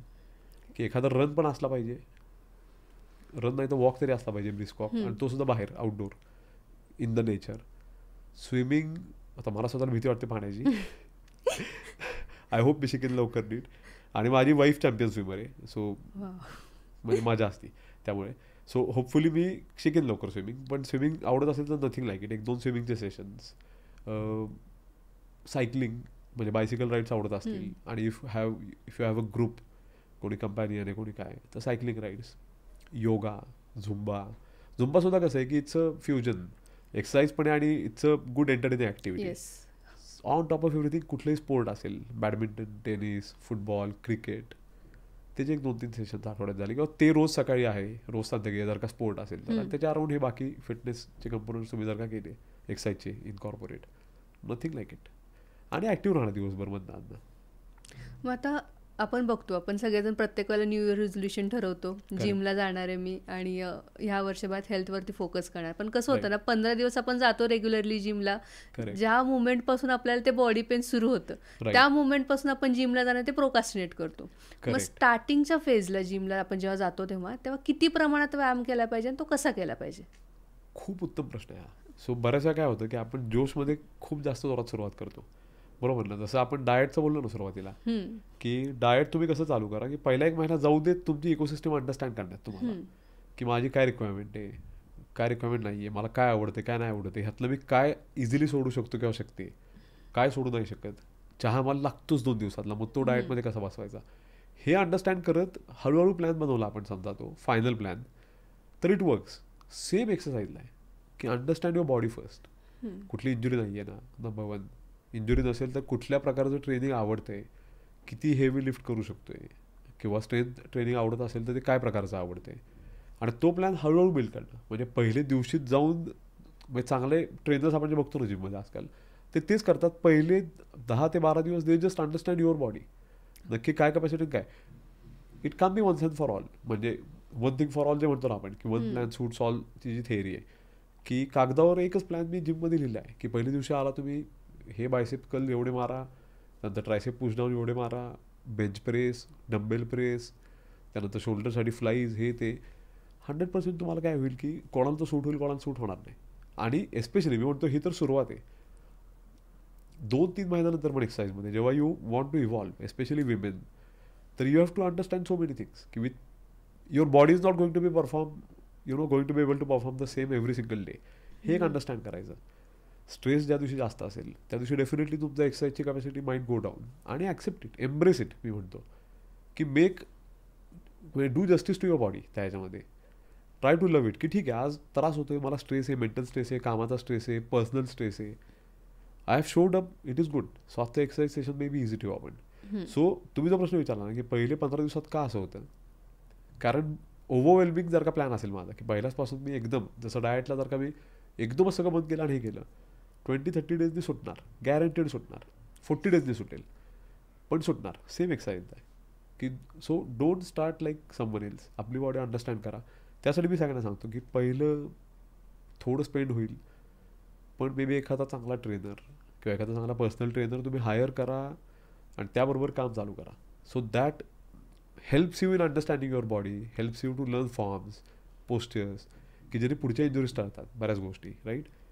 So ह्यातनं होतं काय की ह्यातनं आपला प्लॅन एक पहिल्या 15-20 दिवसात आपल्या बॉडीला झेपेल असा बनत जातो हळूहळू. आणि मग तुमचं एक you associate a good relationship with that exercise, that form, की जे काय असेल रनिंग, की आजकाल साताऱ्यात सुद्धा इतके चांगले ट्रेनर्स आहेत, म्हणजे रनिंग आणि हे शिकवणारे इतके चांगले मोठमोठे माणसं आहेत. सो तुम्ही एखादा जरी ग्रुप जॉईन केला तर तुम्हाला बेसिक्स कळतात रनिंगचे, ना की ब्लाइंडली. मी स्वतः ब्लाइंडली चालू केलं होतं रनिंग सुरुवातीला, त्याने इंजुरी झाली मला. आणि नंतर जसं मला कळलं की रनिंगसुद्धा प्रॉपर फॉर्म आणि पोस्चरनी करता येतं. So I met a few coaches, थोडं कोचिंग घेतलं. सिनियर्स आहेत काही साताऱ्यातले, खूप मोठमोठे नाव आहेत म्हणजे, राईट. सो त्यांना तुम्ही कन्सल्ट केलं तर they are very happy to help. खूप कोऑपरेटिव्ह आहेत. आपला SHHM जो आहे ग्रुप सगळा, Satara hill half marathon, Satara hill runners म्हणून एक नवीन ग्रुप आहे, सुधीर सरांनी चालू केला आहे. You just talk to those people. तुम्हाला असं वाटणार नाही, इतके कोऑपरेटिव्ह आणि इतक्या चांगल्या टिप्स तुम्हाला ते इतकी इझिली देतात. सो मला तर कधी कधी असं वाटतं की सोनं आहे सातारा म्हणजे, की आपल्याला फ्रीली आणि इझिली अवेलेबल आहे. सो ह्यातनं काय होतं की तुमचा एक बॉन्ड क्रिएट होतो चांगला रनिंगशी पण, इंजुरीज होत नाहीत आणि you start enjoying it. So ह्या प्रकारे प्लॅन बिल्ड केला ना तर तो सस्टेन पण होतो आणि बॉडी ओळखत जायची हळूहळू आपली. आपण थोडा ऑब्झर्वेशन आणि असेसमेंटला ह्यात keep it at the forefront. म्हणजे ह्याच्यामध्ये थोडक्यात पेशन्स ठेवणं गरजेचं आहे. ॲब्सोल्युटली. कारण 15 दिवस तर आपल्याला ऑब्झर्वेशनमध्ये जातात की आपल्याला कुठं पेन होत नाही का, मग ॲक्च्युअल 15 दिवसानंतर मग आपला जो काय फॅट लॉस प्लॅन, येस, आणि your plan also start taking shape, की प्रॉपर एक्सरसाइज प्लॅन आता माझा चालू होतो 15 डेज. म्हणून पेशन्स की चालू केल्या मला पहिल्याच 15 दिवसात 4 किलो. मला सुद्धा ॲज अ न्यूट्रिशनिस्ट किंवा ॲज अ न्यूट्रिशन कोच, म्हणजे आईवडिलांची कृपा आहे की मला कमर्शियल काम खूप जास्ती करायला लागत नाही साताऱ्यात, कारण एवढे सेटअप आपले ऑलरेडी रेडी आहेत आणि चांगली सिटी आहे, सगळे एकत्र कनेक्टेड आहे आपण. सो हे देवकृपा आहे ॲक्च्युली. पण कमर्शियलच काम करायचं असतं ना तर मला सोपं आहे क्रिएटिव्ह काढणं, की पहिले 5 किलो वजन कमी 15 दिवसात. मला गॅरंटी की 20-25 क्लायंट्स पटकन माझ्याकडे येतील, पण त्याला काहीच व्हॅल्यू नसते. कारण ते 15 दिवस जर का मी तुम्हाला लिक्विडच दिलं नुसतं, किंवा नुसत्या भाज्याच खायला लावल्या, सॅलडच खायला लावली, ऑटोमॅटिक कमी होणार. Energy balance. सॅलडमध्ये खाऊन किती खाणार तुम्ही दिवसभरात? 700, 800, 900 कॅलरीज. तुमचा BMRच, बेसल मेटाबॉलिक रेटच 1400, 1300 असेल. त्याच्या पण खाली जर आपण खात असू तर ऑब्व्हियसली 15 दिवसात 5 किलो दिसणारच आहे कमी. काही फॅट डाएट्स असतात, डिटॉक्स डाएट असेल, काही असेल, काही जरी एखादा प्लॅन चिपकवला समजा तरी 4-5 किलो कमी होणार. मी उलटं सांगतो की पहिले 15 दिवस आपण अंडरस्टँड करू न्यूट्रिशन वाईज पण, की तुमच्या इकोसिस्टमला तुमचे चॉईसेस काय आहेत, तुम्हाला आवडतं आहे काय, तुम्हाला खायचं आहे काय, राईट, की तुम्हाला 2 कप चहा लागतोय का रोज, मग तो कसा बसवायचा डाएट प्लॅनमध्ये, ह्यावरती आपण काम करू. आणि latest actually start implementing everything from after the first 15 days. 15 दिवस बघू पण नका म्हणतो मी किती फॅट लॉस होतं काय होते. Latest start on working on the environment पहिलं, आणि मग तो प्लॅन सस्टेन होऊन ती लाईफस्टाईल म्हणून जाते तुमची हळूहळू. तुम्ही आता जस्ट म्हणलात की एक्सरसाइजच्या वेळेला पण तुमच्याकडनं स्टार्टिंग फेजमध्ये थोड्या चुका झाल्या, किंवा डाएट प्लॅन जेव्हा तुम्ही सुरू केला तेव्हा चुका झाल्या, तर त्या नेमकं काय चुका होत्या? सो एक्सरसाइजला हेच की घाम आला म्हणजे फॅट लॉस होणार, सगळ्यात नंबर 1 मिथ. की मग घरातनं बाहेर पडायचं आणि वॉकिंग, रनिंग नाही का, ते जॅकेटवर जॅकेट टाकून का तर जास्तीत जास्त घाम यावा, हे खूप केलं मी सुरुवातीला. पहिले 2-3 महिन्यात तर खूप जास्त केलं. पण मग म्हणजे कळत गेलं एका पॉईंट नंतर. एस्पेशली माझ्यासाठी वेकअप कॉल कधी होता की जसं मी तुम्हाला म्हटलं की मी 16 मार्चला चालू केलं सरांच्या 100th ॲनिव्हर्सरीच्या, म्हणजे 5th ॲनिव्हर्सरीला 100th. सो सप्टेंबरला पहिली मॅरेथॉन होती आणि त्याची रजिस्ट्रेशन एप्रिलमध्ये संपलेली. आणि मार्च-एप्रिलमध्ये मी 131 किलो म्हणजे मार्चमध्ये वजन माझं ध्यानीमनी, म्हणजे 1-2 किलोमीटर चालता पण यायचं नाही नीट. ते 21 किलोमीटर मॅरेथॉन धावणं म्हणजे फार लांबची गोष्ट आहे. सो जून-जुलैमध्ये जसं माझं पहिले 30-40 किलो गेलं होतं ना वजन, तसं असं मला एक कॉन्फिडन्स आला की आपण करू शकतो. मग मित्र आणि आसपासचे वेल विशर सगळे म्हटले की तू कर तर रजिस्टर. मग मी टीम SHMला ऑब्व्हियसली कॉन्टॅक्ट केला आणि मग त्यांचे चॅरिटी रजिस्ट्रेशन्स असतात, त्यातनं लेट रजिस्टर केलं मी सातारा हिल मॅरेथॉनला. मॅरेथॉनचा जो डे होता मला अजून आठवतं, it was 17 September 2017. So marathon धावून आल्यानंतर मी वेट चेक केलं माझं. So I think I was down to 85-86. म्हणजे आज माझं वजन जेवढं आहे थोडक्यात तेवढंच, त्याच वजनाला मी होतो तिथे. आता मॅरेथॉनला तेव्हा गंमत काय होती की त्यांची एक टीम होती फोटोग्राफर्सची. तेव्हा फेसबुक खूप फेमस होतं बघा. इन्स्टा आय थिंक तेव्हा एवढं नव्हतं पण फेमस होतं, पण इतकं नव्हतं. Facebook used to be the in thing तेव्हा. तर ऑटोमॅटिक फेसबुकला फोटोज अपलोड व्हायचे तेव्हा. जर तुम्ही लिंक केले असेल, प्रोफाईल ID दिला असेल त्यांच्या टीमला, तर ऑटोमॅटिक फेसबुकलाच डिरेक्टली फोटो ऑटोमॅटिक अपलोड व्हायचे. तुम्हाला काही करायला लागायचं नाही, टॅग्ड असायचं तुम्ही. सो माझे फोटोज अपलोड व्हायला लागले. ते फोटोज बघून मला कळलं पहिल्यांदा की 85 kgs 131ला मी दिसायचो. मला माहिती आहे कसं दिसायचो. ऑब्व्हियसली 85ला I should be looking like this. It is not about looks. I knew की लुक्सवर काहीच नाही आहे, पण काहीतरी चुकते मला कळत होतं बघून त्या ह्याच्यामध्ये. मग मी पहिल्यांदा एनरोल केलं ह्याच्यामध्ये की कोर्सेसमध्ये आणि ह्याच्यामध्ये की प्रॉपर काय चुकतं आहे आपलं, की कुठे फसते. So that was the wake up call माझ्यासाठी, की तिथे मला लक्षात आलं की आपण चुकलो आहे काही ना काहीतरी गोष्टी करायला. मग डाएट आणि न्यूट्रिशन नीट फिक्स केलं. मग एक्सरसाइज, की म्हणजे नुसतंच रनिंग करत होतो, की मग स्ट्रेंथ ट्रेनिंगचे काय फायदे आहेत. मग I started looking at body as a system. I started embracing it, की ठीक आहे की मग एक्सरसाइज म्हणजे ना की घाम आला पाहिजे फॅट लॉससाठी आपल्याला. मग स्ट्रेंथ ट्रेनिंगची काय गरज आहे, की काय प्रकारचं सिग्नलिंग बॉडीत गरजेचं असतं किंवा आणतं स्ट्रेंथ ट्रेनिंग, हे कळत गेल्यानंतर मग लेट्स की त्याच्या पुढचे 6-7 महिनेवर इन्स्ट्रुमेंटल. थोडी इंजुरी झाली होती मला तेव्हा रनिंग करून. मग मे बी 2-3 महिने रनिंग आणि हे सगळं बंद होतं. मग नुसतं वॉक. मग मी जिमला इंट्रोड्यूस झालो मार्चमध्ये पुढच्या 2017. That was the first time की म्हणजे माझं एज तेव्हा होतं ऑलरेडी 31. सो फर्स्ट टाईम की मी जिममध्ये आयुष्यात गेलो पहिल्यांदा एक्सरसाइज करायच्या हिशोबाने. आणि मग सुरुवातीला ते आपण ब्लाइंडली केला एक्सरसाइज जिमचा पण. मग कळत होतं की रिझल्ट येत नाही. मग माझे काही जवळचे एकदम म्हणजे जीवाभावाचे मित्र म्हणतो आपण, त्यांनी मला बेसिक शिकवले, सगळे एक्सरसाइज करून घेतला माझ्याकडनं. आणि that is how it happen, की मग प्रॉपर टेक्निकली गेलो आपण. की मला असं कळलं की जे 6-7 महिने मी एक्स्ट्रा काम करत होतो, की एक्सेसिव्ह रनिंग किंवा एक्सेसिव्ह कार्डिओ, तो करायची काहीच गरज नव्हती मला. म्हणून लिटरली 0 कार्डिओ करून सुद्धा आज फॅट लॉस होऊ शकतो लोकांचा. पण कार्डिओ का करावं तर मेंटल हेल्थ, कार्डिओव्हॅस्क्युलर फिटनेस, लंग आणि हार्टची कॅपॅसिटी. सो इथं डिफरंट आहे. लोक आता आपण असं पण बऱ्याच वेळेला म्हणताना ऐकलेलं आहे की आता 30च्या पुढे वगैरे वेट लॉस होत नाही वगैरे, असं एक प्रकारचं मिथ आहे की आता मला जे आहे ते हेरिडेटरीच आहे. तर ह्या एक प्रकारचं मिथ आहे असं तुम्हाला वाटतं का? 100% मिथ आहे. कारण at any age see ultimately weight loss, fat loss comes down to what? Calorie deficit, good protein intake, strength training, walking a lot, meditation थोडं बहुत, चांगली स्लीप, ऑफकोर्स त्यावर पण बोलू आपण पुढे. स्लीप नॉन निगोशिएबल आहे, त्याला काय ऑप्शनच नाही आहे. हे सगळं केलं की फॅट लॉस होणारच आहे.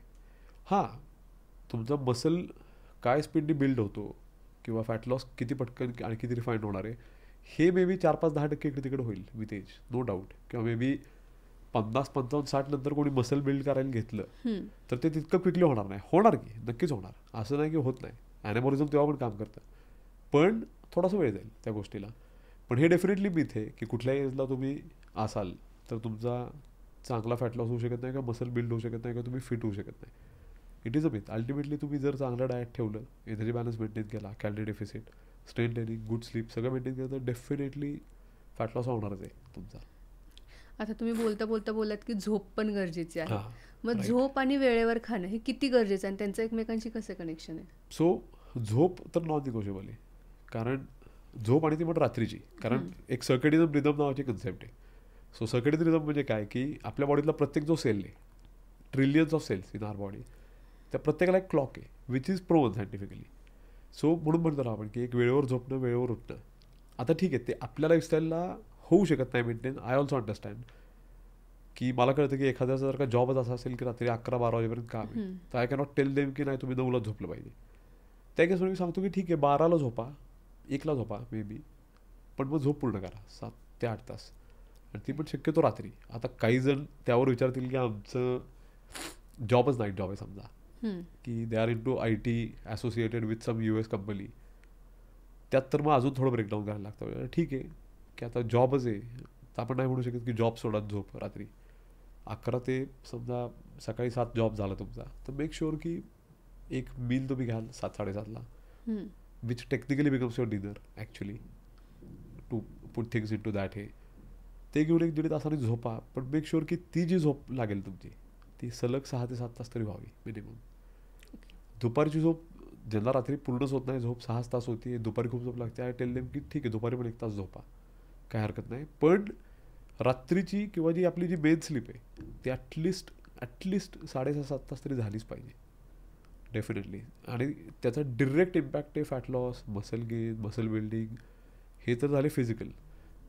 मेंटलला तर तुम्हाला सांगतो, मेंटल हेल्थला स्लीप सारखं काहीच हे नाही आहे दुसरं. की चांगली स्लीप नसेल तर सम डे काही ना काहीतरी मेंटल हेल्थ इश्यूज लोकांना होतातच. ते डायग्नोज होतील न होतील, रिपोर्ट होतील न होतील, इज अ डिफरंट थिंग, पण डेफिनेटली होणार. त्यामुळे आत्तापासून set up a good sleep ritual. वेळेवर झोपायचा प्रयत्न करा, वेळेवर ॲज झोप कंप्लीट करायचा प्रयत्न करा. सगळ्यात टू पुट इट सिम्पली, की असं नको कोणाला वाटेल की 11 वाजेपर्यंत 12 वाजेपर्यंत काम आहे तर काय, ठीक आहे 12पर्यंत काम झालं की 1पर्यंत झोपा. मेक शुअर की यू स्लीप 7 hours. 8ला उठा, 9ला उठा, 3ला झोपता रात्री 11ला उठा, नो प्रॉब्लेम, पण झोप पूर्ण करा. आणि डाएट म्हणलं की वेळेवर खाणं गरजेचं आहे. तर आता ज्या न्यूली मदर्स असतील किंवा ज्यांना कामाच्या ह्याच्यामध्ये ज्या लोकांना जमत नाही वेळेवर खायला, मग त्यांनी कसं ते मॅनेज केलं पाहिजे? अगेन की फ्लेक्सिबिलिटी त्यात पण आपण आणू शकतो. सो ऑफकोर्स कधी खाताय हे महत्त्वाचं आहे नाही असं नाही, पण काय खाताय ह्यापेक्षा नक्कीच महत्त्वाचं नाही आहे ते. सो तुम्ही काय खाताय हे जास्त महत्त्वाचं आहे. मग समजा काही जण म्हणतात की मला, स्वतः माझा एखादा पुण्यातला क्लायंट आहे, ते म्हणतात की आम्हाला ऑफिसमधनं रात्री 8:30ला निघालो आम्ही किंवा 7ला निघालो तर घरी पोहोचायलाच 10 वाजतात. मग कसं आम्ही 7च्या डिनर करू? नकाच करू. मी म्हणतो की तुम्ही 7च्या डिनर करायचं म्हणून जर तिकडे कुठेतरी बाहेर खाल्लं, आणि if you eat all the junk food you can, burgers, pizzas, rotis आणि बिर्याणीज आणि हे, तर that is going to be more damaging than if you come home 10 वाजता एक चांगलं घरी कुक केलेलं तुमच्या मॅक्रोजनुसार protein rich, fibre rich, clean चांगलं जेवण केलं तर ते डेफिनेटली कधी पण बेटर आहे. सो टायमिंगसुद्धा आपण फ्लेक्सिबल ठेवू शकतो. म्हणूनच मी म्हणतो ना की सस्टेनेबिलिटीसाठी flexibility is also very important. तर तुमचा कोच एक्सरसाइजवाला असेल, you know, be it your personal trainer जिममधला किंवा be it your nutrition coach, त्यांनी ती फ्लेक्सिबिलिटी अलाव केली पाहिजे तुम्हाला. की जिम पण उगाचच कोणतरी म्हणतं की सकाळीच उठून करा पहिला 6, 7, 8, गरज नाही. मी म्हणतो एखाद्याला त्याच्या लाईफस्टाईलला दुपारी 3ला जिम करणं कन्व्हिनियंट आहे. Point is showing up. जास्त आयडियल काय ती theory you know that becomes beyond a point pseudo science. की आयडियल आहे म्हणूनच मी म्हणजे थोडक्यात आता समजा मला सांगितलं कोणी डायटिशियन किंवा डॉक्टरनी की मला 7च्या जेवण इज आयडियल, म्हणून मी सगळं काम सोडतोय आणि 7ला जेवायला बसतोय किंवा 7ला घरी येतोय जेवायला किंवा 7लाच जेवायचं आहे म्हणून मी कुठेतरी कॅन्टीनमध्ये काहीतरी चुकीचं खातोय. It is absolutely wrong. I am saying की हे ना काय होतं, हे ना सस्टेन पण होत नाही, कुठेतरी स्ट्रेस बिल्ड होतो. आणि आजकाल आपल्याला एवढा स्ट्रेस आहे एनी विच वे सगळ्यांना, पर्सनल स्ट्रेस आहे, वर्क स्ट्रेस आहे, सगळे बरोबर ना. एवढ्या सगळ्या ह्याच्यामध्ये स्पेशली आणि मदर्स जे म्हणतो आपण की ज्यांना न्यूबॉर्न्स आहेत त्यांना तो एक even if it is good and beautiful stress तरी अल्टिमेटली इट इज स्ट्रेस की एक बेबी हे करणं कम्प्लीट यु नो. सो त्यांच्या केसमध्ये तर मी स्पेशली हे सांगतो की don't worry too much about this theories की ह्यावेळेला एवढं खाल्लं पाहिजे त्यावेळेला ते गेलं पाहिजे. Not about timings. अल्टिमेटली निसर्गाने आपली सगळी काळजी घेतली बघा ताई. आपण म्हणतो ना की निसर्गाने अवघड काहीच केलं नाही आहे, सगळं सोपं ठेवलं, आपण अवघड करत आलो आहे. ते निसर्ग काय सांगतो तुम्हाला की ठीक आहे बियॉन्ड द पॉईंट तुम्ही महिन्याभरात समजा तुम्हाला मेंटेन करायचं असेल वेट तर 2000 कॅलरीज पर डेच्या हिशोबाने, इतकं प्रोटीन, इतके कार्ब्स, इतके फॅटच्या हिशोबाने तुम्ही दर महिन्यात 2000 × 30 सिम्पल मॅथ 60,000 कॅलरीज खायचे. मग त्यात तुमची टायमिंग इकडे तिकडे झाली तर does not matter beyond the point. Key is to eat right. When हे आपण नंतर फिक्स करू शकतो. तर तुम्ही बोललात की तुम्ही बाहेर खाण्यापेक्षा तुम्ही घरी येऊन एक चांगला तुम्ही मिल इंटेक तुम्ही करू शकता. बट आता काही जणांकडे ऑप्शनच नसतो. जे लोक घरापासून लांब वगैरे राहतात त्यांना बाहेर खाण्याच्या व्यतिरिक्त काहीच ऑप्शन नसतो. मग त्यांनी काय केलं पाहिजे? आता त्याला पण तुम्हाला सांगतो, मी पहिले जे एकदम बोललो ना की food is chemistry ultimately. So आता मी तुम्हाला सांगतो, मी 4 दिवस मुंबईत राहिला होतो मार्च फर्स्ट वीकमध्ये. ठीक आहे. सो माझं प्रत्येक मिल बाहेरच होतं. सो मी तुम्हाला नंतर फोटोज पाठवून द्यायचे गंमत म्हणून सगळ्या मिलची, मी आपल्या काढून ठेवतो असेच. सो एक मिल मी केलं डाळ खिचडी विथ सॅलड. ठीक आहे. रिक्वेस्ट केली त्यांना की कमीत कमी ऑइल वापरा, नाही वापरलं तर बेस्टच पण कमीत कमी वापरा ऑइल, तडका बिडका नको. सो ते एक मिल झालं. एका मिलमध्ये मी खाल्लं मस्त रोस्टेड चिकनची एक रेसिपी होती त्यांची ती आणि टॉस्ट व्हेजिटेबल्स. ठीक आहे. एका मिलमध्ये बॉइल्ड एग्स, एका मिलमध्ये ऑमलेट, त्याबरोबर व्हेजिटेबल्स, प्लेन राईस, त्यानंतर चपाती म्हणतो आपण जी प्लेन मिळते आपली ती, एक ठिकाणी भाकरी मिळाली भाकरी खाल्ली. सो पॉईंट इज की तुम्ही जगात कुठेही जावा तुम्ही, मी म्हणतो हे तर इंडिया मुंबई महाराष्ट्र होतं बरोबर. उद्या तुम्ही इंडियातही कुठेही जावा, तमिळनाडू, तुम्ही उद्या माझे क्लायंट्स मला फोन करतात काश्मीरमध्ये आहे समजा किंवा 10 दिवस US ला जाणार आहे किंवा काय, एकच सांगतो की फूड इज केमिस्ट्री. फक्त अवॉइड काय करायची याची एक लिस्ट आहे. डीप फ्राईड, स्वीट्स, डेझर्ट्स जे आपण बघतो. हायपर पॅलेटेबल फूड म्हणजे काय की जे आपण आज बघतो ना वेगवेगळे डिशेस की पॅनकेक्स ज्याच्यावरती भरपूर सारे वेगवेगळे काहीतरी हे टाकलेले असतात ड्रेसिंग्स आणि किंवा लेट्स से सिझलर्स आणि हे बघतो आपण बाहेर आज, किंवा सुशी वगैरे बघतो आपण की ज्या खूप कमर्शियल केलेल्या असतात. कमर्शियलायझेशन शोसाठी त्याला भरपूर वर्ण सॉसेस टॉपिंग्स आहे, त्या गोष्टी अवॉइड करायच्या आहेत. ईट मिनिमली प्रोसेस्ड, क्लीन, प्लेन. मग तुम्ही उद्या जपानला जरी गेला, तुम्ही चायनाला जरी गेला, तुम्ही US ला जरी गेला किंवा तुम्ही इंडियात कुठे जरी गेला, तुम्हाला 100% तुम्ही धाब्यावर जरी खाल्ला, साताऱ्यातल्या पण कुठल्या धाब्यावर, तरीसुद्धा you get the choice to eat healthy. Trust me. थोडंसं एज्युकेट होणं गरजेचं असतं आपण ह्या गोष्टीमध्ये. सो तेच मी करत असतो प्रत्येक क्लायंटसाठी की समजा एक्झॅक्ट तुम्ही खूप चांगला प्रश्न विचारला की समजा तुम्ही मला क्लायंट म्हणून आला माझ्याकडे आणि इफ यू टेल मी की माझं एक डिनर घरी आहे, म्हणजे सॉरी एक मील घरी आहे ब्रेकफास्ट, लंच जे आहे माझं ते ऑफिसला असतं, तिथं सगळं बनवून जातं ऑफिसमध्ये, आणि डिनर असतं ते समजा क्लायंटबरोबर जे साताऱ्यात कुठेही बाहेर असेल, आणि हीच माझी लाईफस्टाईल आहे. ते 4 राऊंड आपण डायट डिझाईन करतो. काय म्हणजे आय डोंट टेल यू की नाही डिनर तुम्ही क्लायंटबरोबर नाही करायचं घरी येऊन. नो, तुम्ही क्लायंटबरोबर करताय ना, which places do you visit, ठराविक 10-15 प्लेसेस आहेत. प्रत्येक याच्या मेनू कार्डवरचं मी तुम्हाला सांगतो काय खावा पेक्षा काय खाऊ नका. फिनिश.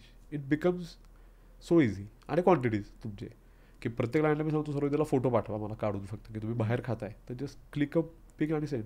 एक्सपिरियन्सवरनं कळते की हाऊ मेनी कॅलरीज द्या रेटिंग त्या ह्याच्यावरनं बघूनच. सो त्यांना सांगतो की नेक्स्ट टाइम खाताना यातनं फक्त हा पोर्शन एवढा कमी करा, तो पोर्शन तेवढा वाढवा. Finish. So that bill get set त्यांचं. तुम्ही स्टार्टिंगला पण म्हणलेलं की तुम्ही पण आधी खूप जंक फूड वगैरे तुम्ही आधी खायचा. मग आता जंक फूडचे वगैरे पण ऑप्शन्स आता वाढलेले आहेत आणि मुलं त्याच्याकडे जास्त अट्रॅक्ट होत आहेत. मग ते पॅरेंट्सनी कसं कंट्रोल केलं पाहिजे किंवा इव्हन आपण सुद्धा जेव्हा जंक फूड खातो तेव्हा पण ते कसं अवॉइड केलं पाहिजे? सो सी म्हणजे मुलांच्या बाबतीतला प्रश्न तुम्ही विचाराल ना मला, म्हणजे पहिलं त्याचं उत्तर देतो की मला स्वतःला एक मुलगा आता. So who is 7 years old आता. सो ह्या एजमध्ये ते जंक फूड आणि या गोष्टी खाणारच आहेत. त्यांना आपण आता रेस्ट्रिक्ट करू शकत नाही आणि केलं पण नाही पाहिजे. So let them eat it, let them enjoy. पण ते करता आहे ना in a very subtle way. जसं मी तुमच्या पॉडकास्टसाठी सुद्धा वापरला, that subtlety is very important. जी तुम्ही तुमच्या पॉडकास्टमध्ये आणली आहे ना, त्यामुळे it becomes relatable. So in a very subtle way I try to educate my son किंवा इवन किड्स अराउंड, की त्यांनाही मी थोडं शिकवायला जातो की कधी आले काय, की क्लीन इटिंग म्हणजे काय, डाएट काय, सटल एकदम. म्हणजे त्यांच्या कळत न कळत प्लेफुल ह्याच्यामध्ये थोडं. So B a good counsellor त्या ह्याच्यामध्ये. डोंट टेल देम की हे खायचं नाही आहे, खाता येत ना खाऊ देत. मधनं फक्त सांगत राहा की दिस कॅन बी डॅमेजिंग. तुला माहिती आहे का की हे माझ्या एजला खाल्लं ना मी, तर मी पटकन फॅट चढतं मला, किंवा मला पटकन मी हे जर का रोज खात बसलो ना, हे तुला चालतंय, पण जर का मी हे रोज माझ्या एजला खात बसलो ना, तर मला डेफिनेटली हेल्थला त्रास होईल. सो दॅट वे त्यांना कळत जातं हळूहळू हळूहळू की जंक काय आणि काय काय नाही.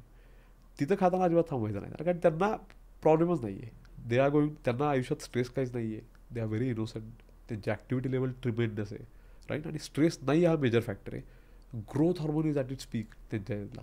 त्यामुळे they are not going to gain fat very easily. हां, आता जेव्हा त्यांचं एज 10, 11, 12 व्हायला लागेल, तेव्हा you have to be bit more cautious. ठीक आहे.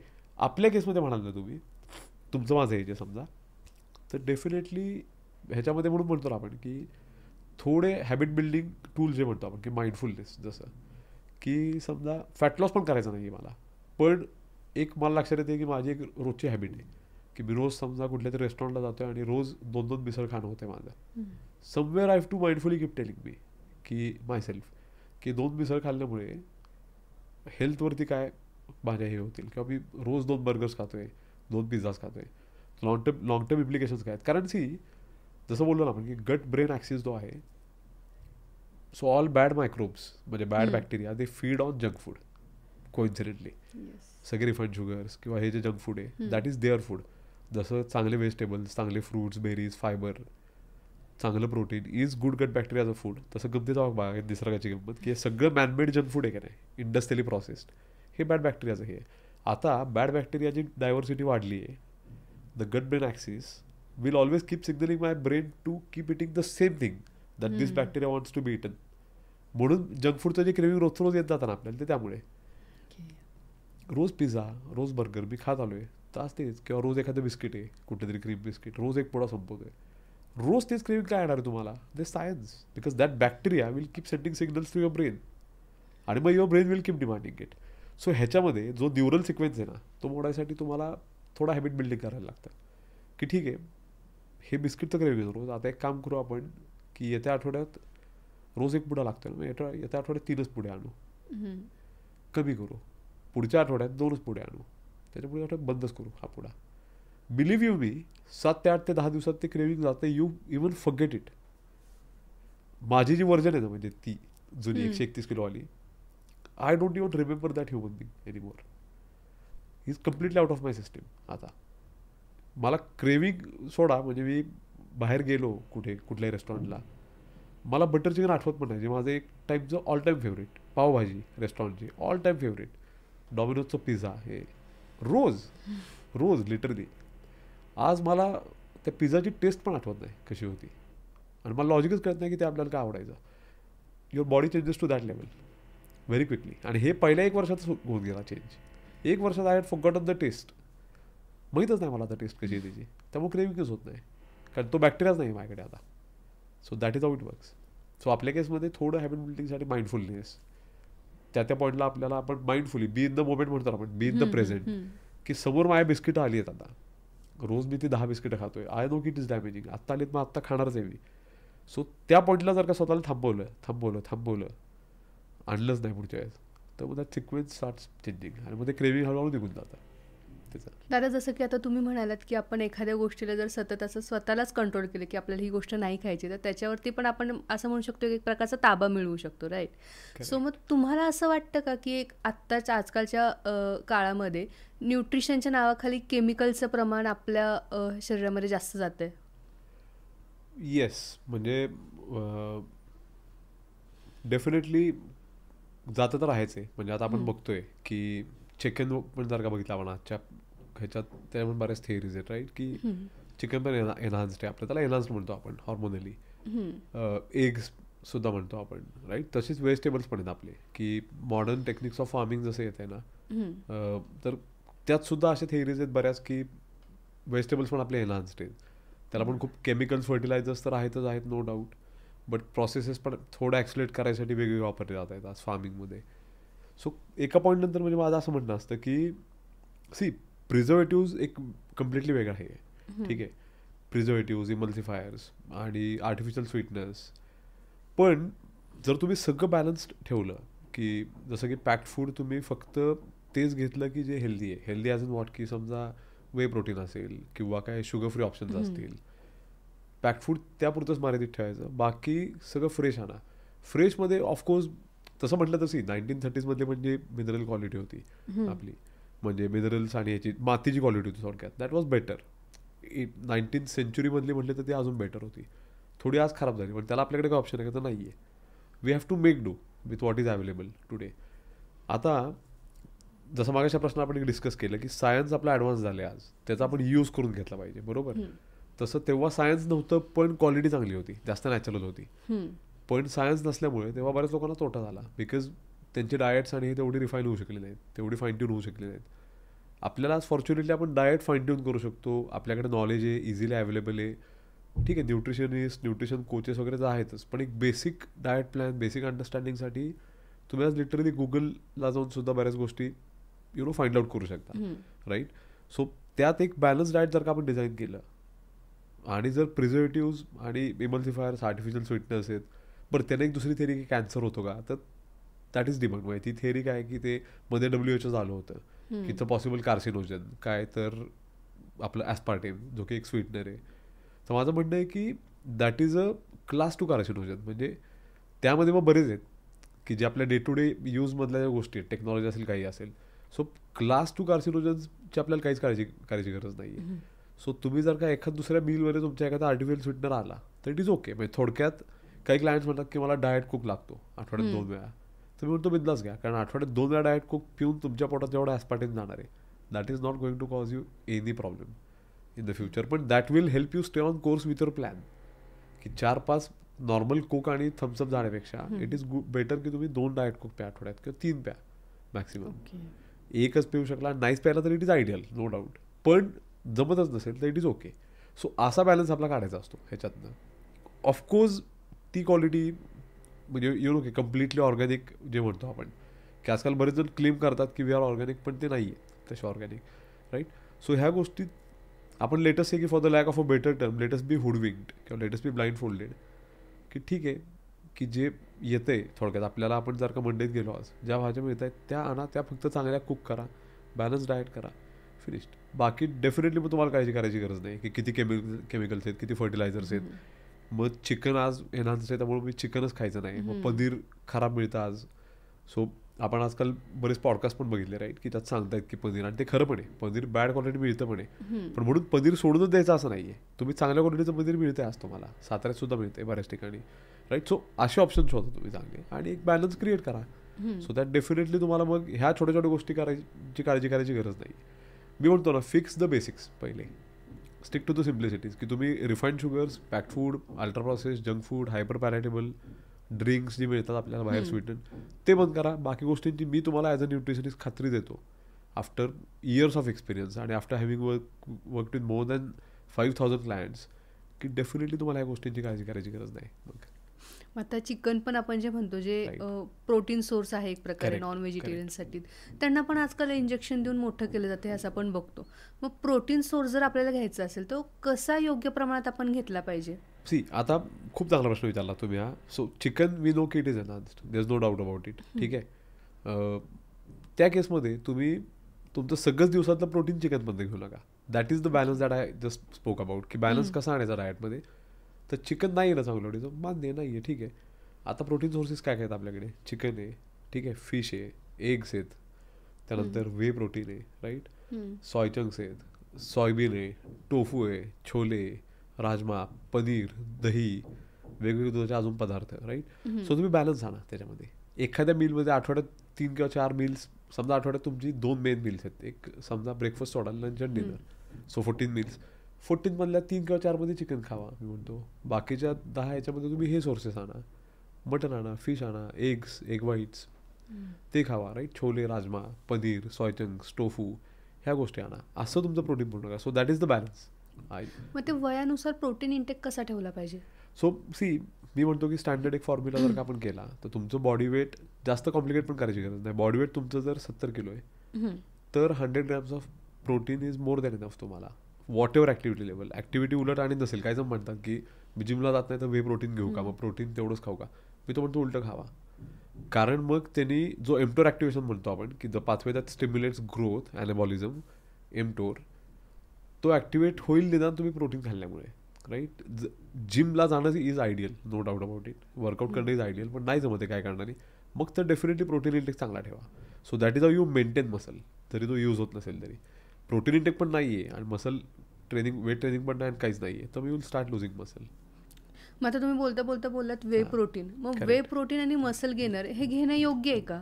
सी, वे प्रोटीन तर ज्यांना इझिली प्रोटीन इंटेक कव्हर होत नाही आहे दिवसातला, डेफिनेटली एक स्कूप ऑफ वे घेतलं पाहिजे. थोडक्यात की जर का तुम्ही मला विचारलं की माझा प्रोटीन इंटेक कव्हर होत नाही आहे तर मी एग व्हाईट्स खाऊ का रोज, तर मी जर म्हणेन की डेफिनेटली खावा. सेम आहे, वे प्रोटीन सुद्धा त्याला काही साईड इफेक्ट्स नाही आहेत. आता माझ्या वडिलांचं ऑलमोस्ट 70 आहे, त्यांना पण मी देतो एक स्कूप. मुलगा माझा जो मागाशी म्हटलं मी 7-8 वर्षाचा आहे, तो सुद्धा कधी म्हटला तर त्याला मी अर्धा स्कूप वगैरे देतो, एक 10 ग्रॅम वगैरे देतो गंमत म्हणून त्याला खायला. So point I am trying to make is की इट इज सेफ कम्प्लिटली.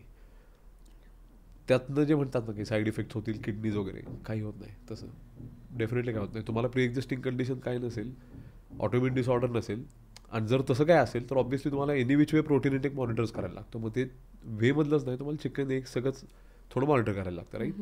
तसं काही नसेल तर डेफिनेटली एक scoop of way is harmless, it is absolutely safe, आणि इट इज, मी तर म्हणतो ॲब्सोल्युटली नेसेसरी जर तुमचा प्रोटीन इंटेक कव्हर होत नसेल तर. कारण इट्स सो कन्व्हिनियंट की पाणी किंवा दूध घ्या, त्यात एक स्कूप टाका, just shake it and drink it, finished. इतका इझिली अवेलेबल काहीच नाही आपल्याला आज. So do it. त्याला साईड इफेक्ट काहीच नाही, त्याला इट इज नॉट मॅजिक इधर की ते घेतल्याने असं पण नाही की लगेच नाही का की 1 महिन्यात तुम्हाला फरक दिसायला लागणार आहे. आणि मगाशी एका प्रश्नावर तुम्ही एक राहिलं होतं सांगायचं की बरेच एक फिमेल क्लायंट्स विचारतात की आम्ही जिमला जाऊ का, वेट ट्रेनिंग करू का, आमचे मसल्स तर एकदम नाहीत ना वाढणार. तर मी तर उलटं सांगतो की वेट ट्रेनिंग किंवा स्ट्रेंथ ट्रेनिंग करण्याने तुम्हाला तो जो भीती वाटते की बॉडी बिल्डरसारखा size, so it is like saying की मी बॅट हातात घेऊन जर का खेळायला चालू केलं तर am I going to become Virat Kohli. Point I am trying to make is की it is very rare for someone to build body level, म्हणजे बॉडी बिल्डर लेवलची बॉडी. मी तर म्हणतो की ते चॅलेंज जरी घेतला आपण, आयुष्यभर जरी काम केलं तरी if you don't have the talent, कारण it's a sport ultimately body building, तुमच्याकडे ते टॅलेंट नसेल आणि तुमच्याकडे ते जीन्स नसतील, basically not just talent, I am saying genes, तर तुमची बॉडी तशी बनू शकत नाही कधीच. आणि ती जसं विराट कोहली हा प्लॅनेटवरती एकच आहे, क्रिस्टियानो रोनाल्डो प्लॅनेटवरती एकच आहे आज आपल्या इथं, बरोबर, राईट. सेम आहे तसंच की त्या लेवलची बॉडी ही लिटरली 10 लाखात एक, असं म्हणू की 1-2 कोटी 10 कोटीत एक जणाची बनू शकते. मग आता आपण, तुम्ही बोलता बघाशी बोललेलं की ते काय हार्मफुल नाही आहे, म्हणजे तुम्ही जर प्रमाणात घेतलं तर हे लेडीजसाठी पण तितकंच सेफ आहे, आणि म्हणजे जसं तुम्ही तुमच्या मुलाला देताय तर ते पण सेफ आहे. मग आता हे झालं प्रोटीनचं, पण जे लोक स्टेरॉइड घेत आहेत, स्टेरॉइड घेऊन जे बॉडी बनवत आहेत, मग ते किती हार्मफुल आहे त्यांच्या शरीरासाठी? सो सी, बेसिकली स्टेरॉइड्स घेऊन तुम्ही जेव्हा बॉडी बनवता, वेगवेगळे स्टेरॉइड्स आहेत, त्यात डिटेलमध्ये गेलं तर खूप वेळ जाईल, पण एक सिम्पल हे की आस्क युअरसेल्फ वन क्वेश्चन की तुम्ही हे का करताय. Number 1, are you getting paid for how you look किंवा हाऊ यू परफॉर्म. तुमचा तसा काही गोल असेल तर मग डू इट प्रोफेशनली. कोणतरी प्रोफेशनल हायर करा जो तुम्हाला त्याची प्रॉपर सायकल सजेस्ट करेल. आणि मोर दॅन दॅट, जेव्हा ते बंद करतो आपण तेव्हा ते टेपर ऑफ पण करायची एक प्रोसेस असते, सो ती पण तितकीच ह्याने मॉनिटर केली पाहिजे. आणि हॅविंग सेड दॅट की स्टेरॉइड्स एखाद्यानं चांगल्या प्रकारे घेऊन, नीट घेऊन, व्यवस्थित कोच हायर करून जर बॉडी बनवली असेल तर डज नॉट मीन की त्याला हार्डवर्क नाही आहे. It is tremendous hard work, tremendous amount of hard work. तरी पण जसं थोडक्यात की आज तुम्ही एवढे इक्विपमेंट्स घेतलेत ह्याला, तो तर has that made your job easier? No, it has made your job more efficient. पण रिस्पॉन्सिबिलिटी आणि तुमचं काम तेवढंच वाढलं आहे इनफॅक्ट, राईट. की ही पॉडकास्ट त्या लेवलला नेऊन ठेवली, ज्या लेवलला तुम्ही नेऊन ठेवली आहे, सेम आहे. सो स्टेरॉइड्स घेऊन एखादा बॉडी बनवत असेल किंवा एखादी कोणी बॉडी बनवली असेल तर it is not easy at all. खूप डिफिकल्ट आहे, त्याला पण खूप ट्रिमेंडस हार्डवर्क आहे. पण ते करायचं असेल तुम्हाला तर definitely higher a coach proper, त्याशिवाय करू नका, अदरवाईज इट इज रिस्की. मग ती जी स्टेरॉइडनी बनलेली बॉडी असते ती लॉंग टर्मसाठी म्हणजे टिकते का तशीच? की की तुम्ही एनहान्स केलेली बॉडी असेल समजा, जेव्हा तुम्ही ऑफ सीझन जाता तेव्हा ऑब्वियसली की it loses some of its sheen, त्यात काहीच वाद नाही, पण एक certain level of health and fitness definitely maintain होऊ शकते. सो जे आपण आज प्रोफेशनल बॉडी बिल्डर्स वगैरे बघतो ते घेतातच, obviously it is all declared.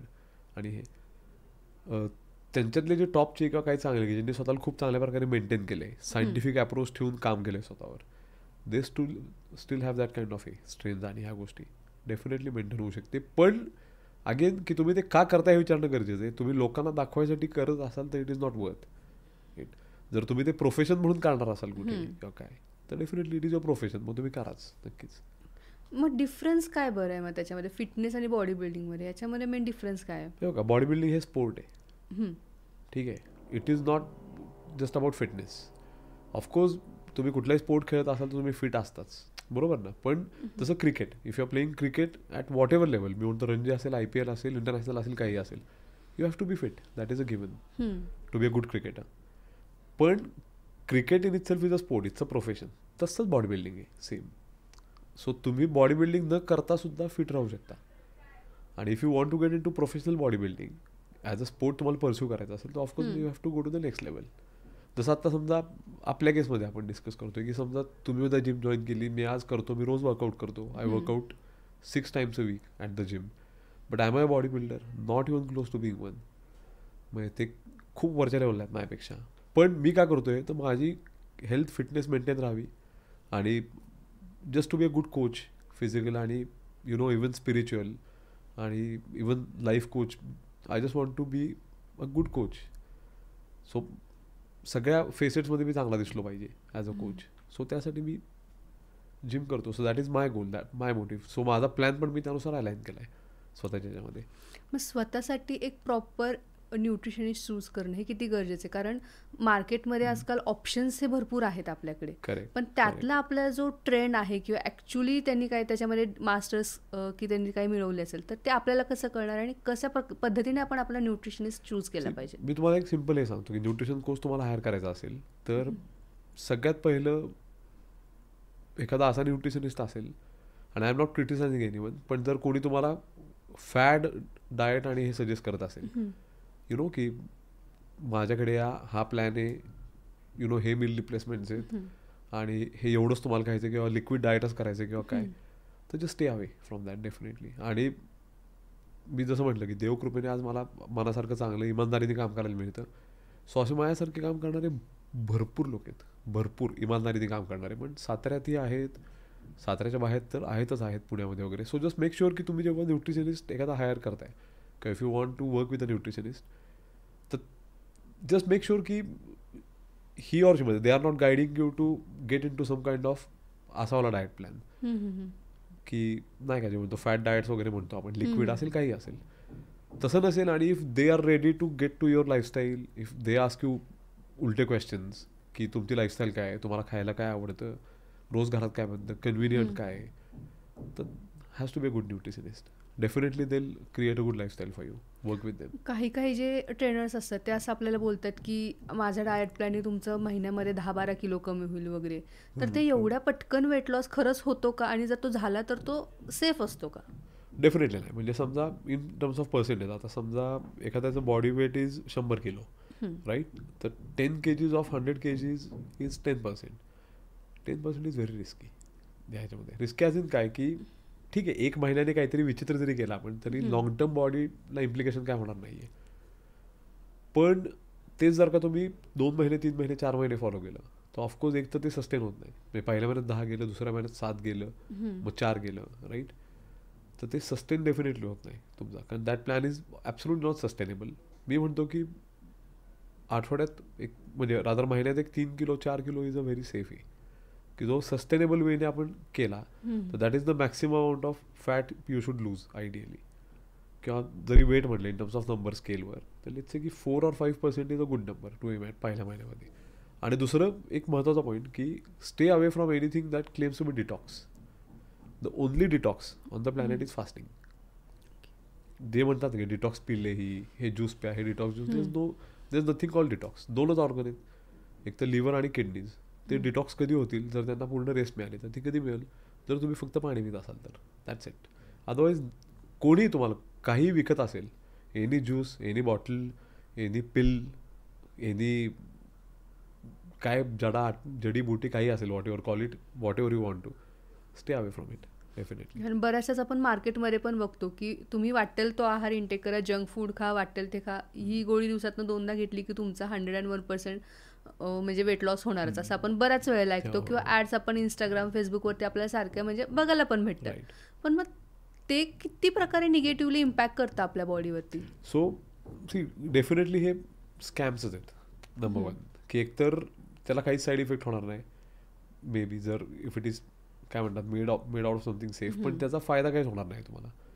कारण there is no way on the planet की तुम्ही कितीही खाऊन फॅट लॉस करू शकाल किंवा तुमचा फॅट गेन होणार नाही. There is just no way on the planet. मी म्हणतो ना की निसर्गाने सगळी काळजी घेतली आपली. It's all in the simplicities. तुम्ही जे खाताय ना तेच कमी खायचं आणि जास्त जरा फाईन ट्यून करायचं आहे. That is the best way to lose fat. That's it. बाकी तुम्ही कुठली गोळी आणा, any fat burner, any pill, कुठल्याही प्रकारचं ज्यूस काही असेल, nothing works. Trust me with this. L carnitine आणा जर जास्त सायंटिफिक बोलायचं असेल. Get any L carnitine, arginine आणा, हे आणा, तुम्ही काही आणा, कॅफेन जास्त घ्या, nothing is going to work. कुठलेही ते व्हॉट्सअप फॉरवर्ड पण यायचे ना की ह्या सीड्स घ्या, त्याची ही पावडर बनवा, ती रोज सकाळी रात्री भिजवा, सकाळी प्या, गरम पाण्यात प्या, warm water, nothing is going to work. Only calorie deficit fat लॉसला. म्हणजे हे प्रकारचं एक स्कॅमच आहे असं आपण म्हणू शकतो. मग आपण आता मला एक प्रश्न विचारायचा की न्यूट्रिशनिस्ट आणि डायटिशियन याच्यामध्ये मेन डिफरन्स आहे का काही?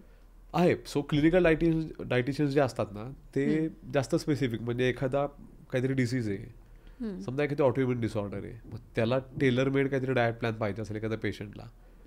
सो न्यूट्रिशनिस्ट म्हणजे बेसिकली काय करतो की तुमचं जे डाएट आहे रोजचं, we just make it nutrient rich. ठीक आहे. आता मी डायटिशियन सुद्धा आहे सर्टिफाईड, पण I work more as a nutritionist.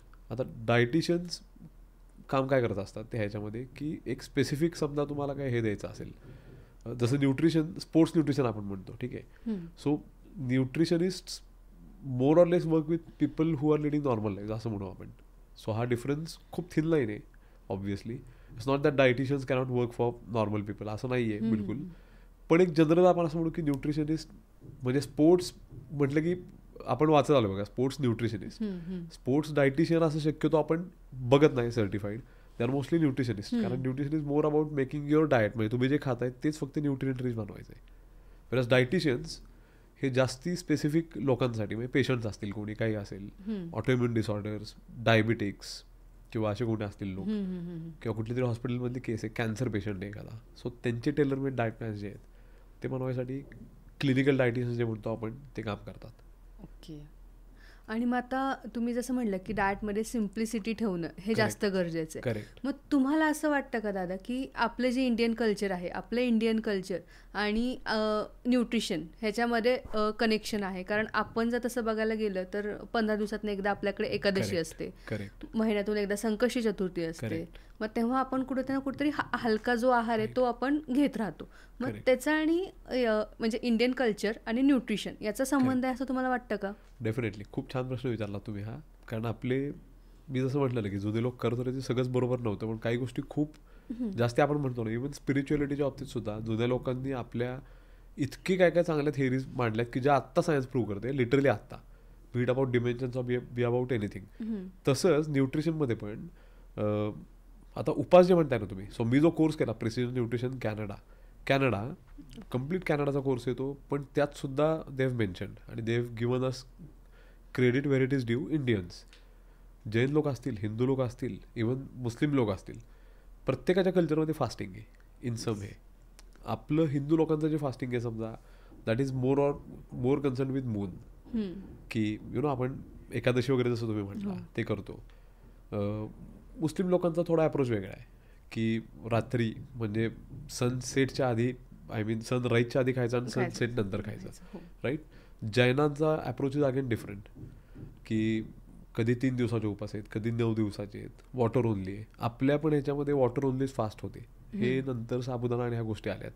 So ह्याच्या पाठी आज सायन्स काय प्रूव्ह करते की लॉंग फास्ट जेवढी तुम्ही कराल तेवढी देर इज अ प्रोसेस किंवा देर is something that happens in the body called autophagy, की ज्यात काहीच फूड जात नाही आहे बॉडीमध्ये. मग किटोन्सवरती बॉडी आली आहे, किटोन्ससुद्धा आता हे होत आहेत, किटोन संपत नाही इझिली, पण ठीक आहे वॉट एव्हर. सो त्या केसमध्ये तुमचे जे सेल्स आहेत, जे हेल्दी आहेत सेल्स, त्यांना फूड जर का हवं असेल, पुट इन लेमन्स टर्म्स, तर व्हॉट विल दे डू, तर जे डॅमेज आणि बॅड सेल्स आहेत, खराब होत आले सेल्स, त्यांना मारून देईल, रिपॅकेज देम इंटू ऑर्गेनेल्स आणि make them their food. So ह्यानी खराब सेल्स बॉडीतले मरून जे म्हणतो ना आपण की फास्टिंगची ऑटोफेजी म्हणतो याला, like self healing let's say. So हा शोध लावला एका जॅपनीज माणसाने हू वोन अ नोबल बॅक इन 2016 ह्या शोधासाठी. पण हे आपण करत आलो कधीपासून बघा, 1600, 1700, 1800. सो आय डोंट नो की स्पिरिच्युअली जर का विचार करायचं म्हटलं तर मे बी ते सुपर ह्युमन्स होते काही की ज्यांनी हे शोध लावले, जे आत्ता सायन्स प्रूव्ह करते 400 years लेटर. फॅसिनेटिंग आहे तसं म्हटलं तर. तुमचा म्हणजे प्रश्न खूप छान होता, म्हणजे माय आईज बीम्ड लिटरली. मग तसं बघायला गेलं तर मग दादा की जसे ब्रिटिशर्स आले आपल्या इंडियामध्ये, ते पण खूप सारे फॅन्सी फूड घेऊन आले, लाईक त्यांच्यामध्ये पिझ्झा आला, कॉफीचं प्रमाण आपल्या ह्याच्यामध्ये वाढलं. तर तसं पण आपल्या ह्याच्यामध्ये कल्चरमध्ये हळूहळू चेंजेस होत गेले जसे ते एंट्री झाले. त्याबद्दल तुम्हाला काय वाटतं? सो हा पण प्रश्न एकदम योग्य आहे की आपल्याला कधी कधी काय होतं की वेस्टकडनं आलं, जसं उपास आता किती वर्ष आपल्या इथं आहे कल्चर, बरोबर ना, पण त्याला एक नाव दिलं त्यांनी, इंटरमिटंट फास्ट, की सडनली इट साऊंडेड फॅन्सी, की IF की इट बिकेम अ हॅशटॅग इंस्टाग्रामवरती. उपास हा हॅशटॅग कोण वापरतं का? खूप रेअरली वापरत असतील लोक. पण इंटरमिटंट फास्ट जर का तुम्ही आज चेक केला की आपण सगळ्यात इन्स्टाला ॲक्टिव्ह असतो, you will find lakhs of post त्याला. सो हे तेच आहे की मे बी ही आपली मेंटॅलिटी आहे इंडियन्सची, सगळं आपल्याकडे होतं पहिल्यापासून, पण देन ते कोणी मार्केट केलं आणि वेगळ्याने आणलं. की जसं लेट्स से अजून जर का एक्झाम्पल म्हटलं त्याचं आपण, तर कार्ब लोडिंग. म्हणजे कार्ब लोडिंग करतात कशातनं सांगतात आता आजकाल, की कुठलाही तुम्ही स्पोर्ट्स न्यूट्रिशनचा कोर्स केला समजा, आणि जर तुम्हाला एन्ड्युरन्स ॲथलीटला हे करायचं असेल, आता आमच्या फील्डमधलं एक्झाम्पल, की we call it carb loading. Carb loading म्हटलं की लगेच दिसतात बटाट्यान रताळी, पण अदरवाईज आपण त्यांना थोडं विलनाइज केलं होतं बघा, इतके दिवसात डिमलाइज केलं होतं. आय मीन की बटाटा म्हणजे खराब, त्यांनी फॅट वाढेल, राईस खराब.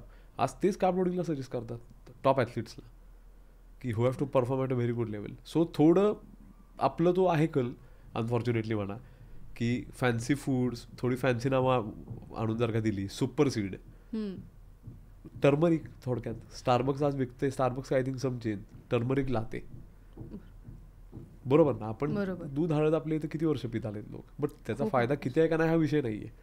पण थोडी फॅन्सी टर्म आणि हे आलं की we get sold very easily. हे थोडं आहेच आहे आपलं. म्हणजे आपल्या रूट्स पासून आपण तसं बघायला गेलं तर आपलं न्यूट्रिशनचं आधीपासून आहे, बट ते हायलाइट्स नाही झाले, हायलाइट झालं नाही, जसं आपण केलं नाही स्वतः. We are not good marketers, I would say. Marketing जमत नाही आपल्याला, कारण ह्या सगळ्या गोष्टी म्हणजे आपल्यातल्या गोष्टी हे बाहेरचे लोक लगेच लगेच करतात, त्यांच्या ह्याच्यामध्ये इन्व्हॉल्व्ह करतात त्या गोष्टी, पण आपल्याच गोष्टी आपण कुठेतरी इन्व्हॉल्व्ह करायला जमत नाही आपल्याला, असं ते म्हणू शकतो. केलं पाहिजे. नॉट गुड मार्केटर्स आपण.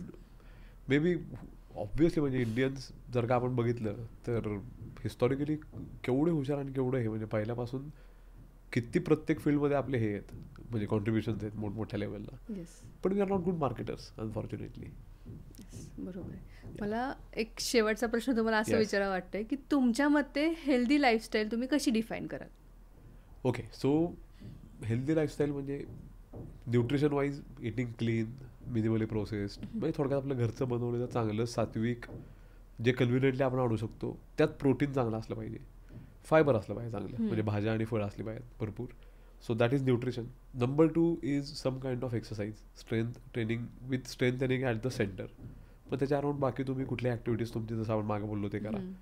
Number 3 is some kind of meditation, आणि it can be anything for anyone, not necessary की बसूनच तुम्ही डोळे मिटून बसला. It can be anything, walking meditation, music can become your meditation, cooking can become your meditation, ते पण कस्टमाइज असलं पाहिजे. So some kind of meditation. Very important, good relationships, की बी इट सोशल रिलेशनशिप्स किंवा बी इट तुमचा spouse किंवा कोणी असेल, पार्टनर असेल, एक फ्रेंड सर्कल चांगलं असलं पाहिजे. Relationships are very important. ठीक आहे. सगळ्यात इम्पॉर्टंट इज स्लीप ह्याच्यामध्ये, की चांगली झोप लागणं तुम्हाला, आणि खुश राहणं, एन्जॉय करणं, यु नो, बी इमोशनल, आणि have some passion, some hobby. That's it. That is what contributes a good lifestyle. तुम्ही मग अशी मेडिटेशन आता जस्ट बोललात की मग आता मेडिटेशन म्हणजे आपण प्रत्येकाला असं इमॅजिन करतो की डोळे बंद करून एका जागेवर बसणं आणि एकाग्र होणं असं आपण इमॅजिन करतो, पण तुम्ही आता बोललात की वॉकिंग थ्रू पण करू शकता ज्यातून तुम्हाला आनंद भेटतो त्या गोष्टी म्हणजे पण ते मेडिटेशन असतं. Yes. So see meditation what it helps you do ना की it helps you control your emotions. मग त्यासाठी सगळ्यात महत्त्वाचं is staying in the present. म्हणजे the art of staying in the present जे म्हणतो आपण की आपण आत्ता ज्या मोमेंटमध्ये तिथे आपण असलं पाहिजे. Right. So even a podcast can become your meditation. I am saying की मेडिटेशन नॉट नेसेसरी जसं तुम्ही म्हटला ना की जे आपण बघतो मेडिटेशन टाकला आज इमेज जरी तरी आपल्याला एक साधू दिसतो बसलाय कुठेतरी झाडाखाली असा. सो मी म्हणतो की that is again the Sachin Tendulkar of meditation की तुम्ही खूप खूप खूप प्रॅक्टिस करून तुम्ही त्या लेवलला गेला तर तुम्ही त्या लेवलचं मेडिटेशन करू शकता. पण तुम्ही आज स्टार्ट करताय तर why do you directly want to go there. Start small मी म्हणतो, बट स्टार्ट की pick up an activity that helps you stay in the present. That is the beginning of meditation. आणि ते सगळ्यात महत्त्वाचं आहे हे अंडरस्टँड पण करणं की meditation is also customised. It is not one pill works for all thing. की तसंच बसून एखाद्याला मे बी होईल पण सूट की तो एखाद्या रूममध्ये बसेल मांडी घालून हात ठेवून डोळे मिटून आणि might be able to meditate magically. पण 99.9% केसेसमध्ये दॅट डझंट वर्क. तुम्ही तसं बसला की 100% तुम्हाला काहीतरी थॉट येणार. बरोबर. अँड मग that ends up becoming a paradox.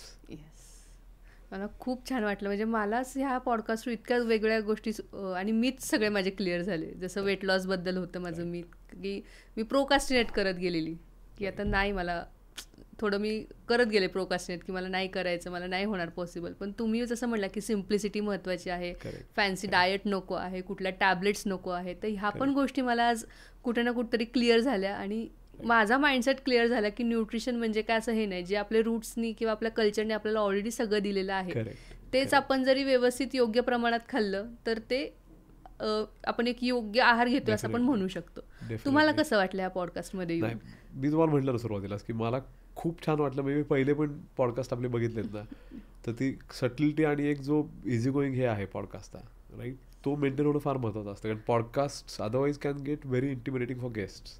म्हणजे एखाद्या ठिकाणी गेला तुम्ही आणि जर इफ इट इज इंटिमिडेटिंग तर ती नॅचरल होत नाही पॉडकास्ट. आपल्या ह्याला जो टच आहे ना नॅचरल. सो मी बघत तो होतोच ऑब्व्हियसली आणि मग इथे यायचं ॲज अ गेस्ट आणि बी एबल टू डू दिस हे खूप मोठं प्रिव्हिलेज आहे. आणि म्हणजे बघून तर चांगला फील आलेलाच पण आज यु नो म्हणजे ह्याच्यावरती बघून फोन्स आणि आपल्या यूट्यूबवरती बघून पण आज स्वतः इथे बसल्यानंतर अजून जास्त खूप चांगला वाईब येतोय. इथे खूप सुंदर क्रिएट केला वाईब तुम्ही. आउटस्टँडिंग. थँक्यू दादा. आणि आम्हाला पण खूप छान वाटलं. आपण परत नक्कीच अजून पुढच्या वेगळ्या टॉपिक असं चर्चेसाठी आपण करूयात आपल्या दर्शकांसाठी. Definitely. Thank you so much. Thank you.